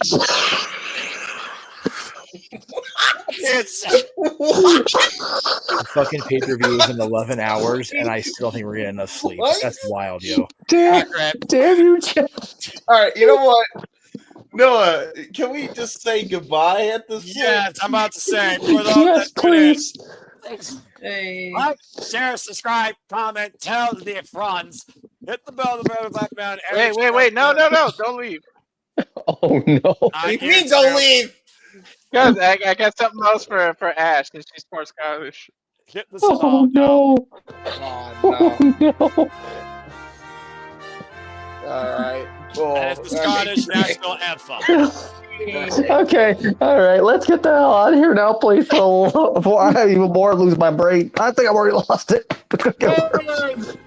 Well, I got a little bit of everything. I got the English anthem, the French anthem, and the Scottish anthem. It's never going to end. That's what it is. For the Renegade of Wrestling, JJ Williams, for Dattila, for the French, Canadian, Scottish, American, Latino, all things national connection. Ash, Charles Schultz, Walter Cruz, for Jeff motherfucking Meacham, for James Hebert. I am the simple man that somehow moderated these shenanigans. Noah Foster. Until next time when we cover Clash in Paris in England. From the nation of France. From the nation of France. Make a positive impact in life. Have a good fucking night. Au revoir, everyone. Oh, get the hell. We're all going to hell. We're all going to hell. Shenanigans. Have a good night, folks. Bloody hell. Oh, not the Renee Dupree.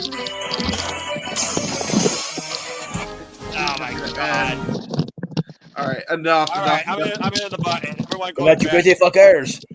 Get the fuck out of here. Jesus Christ. The Pretty button, for the love of God. We got French fries. Go eat French fries in the street. We have French toast in the morning, but we need to go to fucking bed first day. Need sun. The sun's Spanish. Oh my god. I don't give a fuck. I don't give a fuck. Holy crap. Hey, you know what, Bato? Hit the fucking button. The damn button. You give me that shot. Hit the button. Rocks. You must hit the button. Somebody, please. Okay.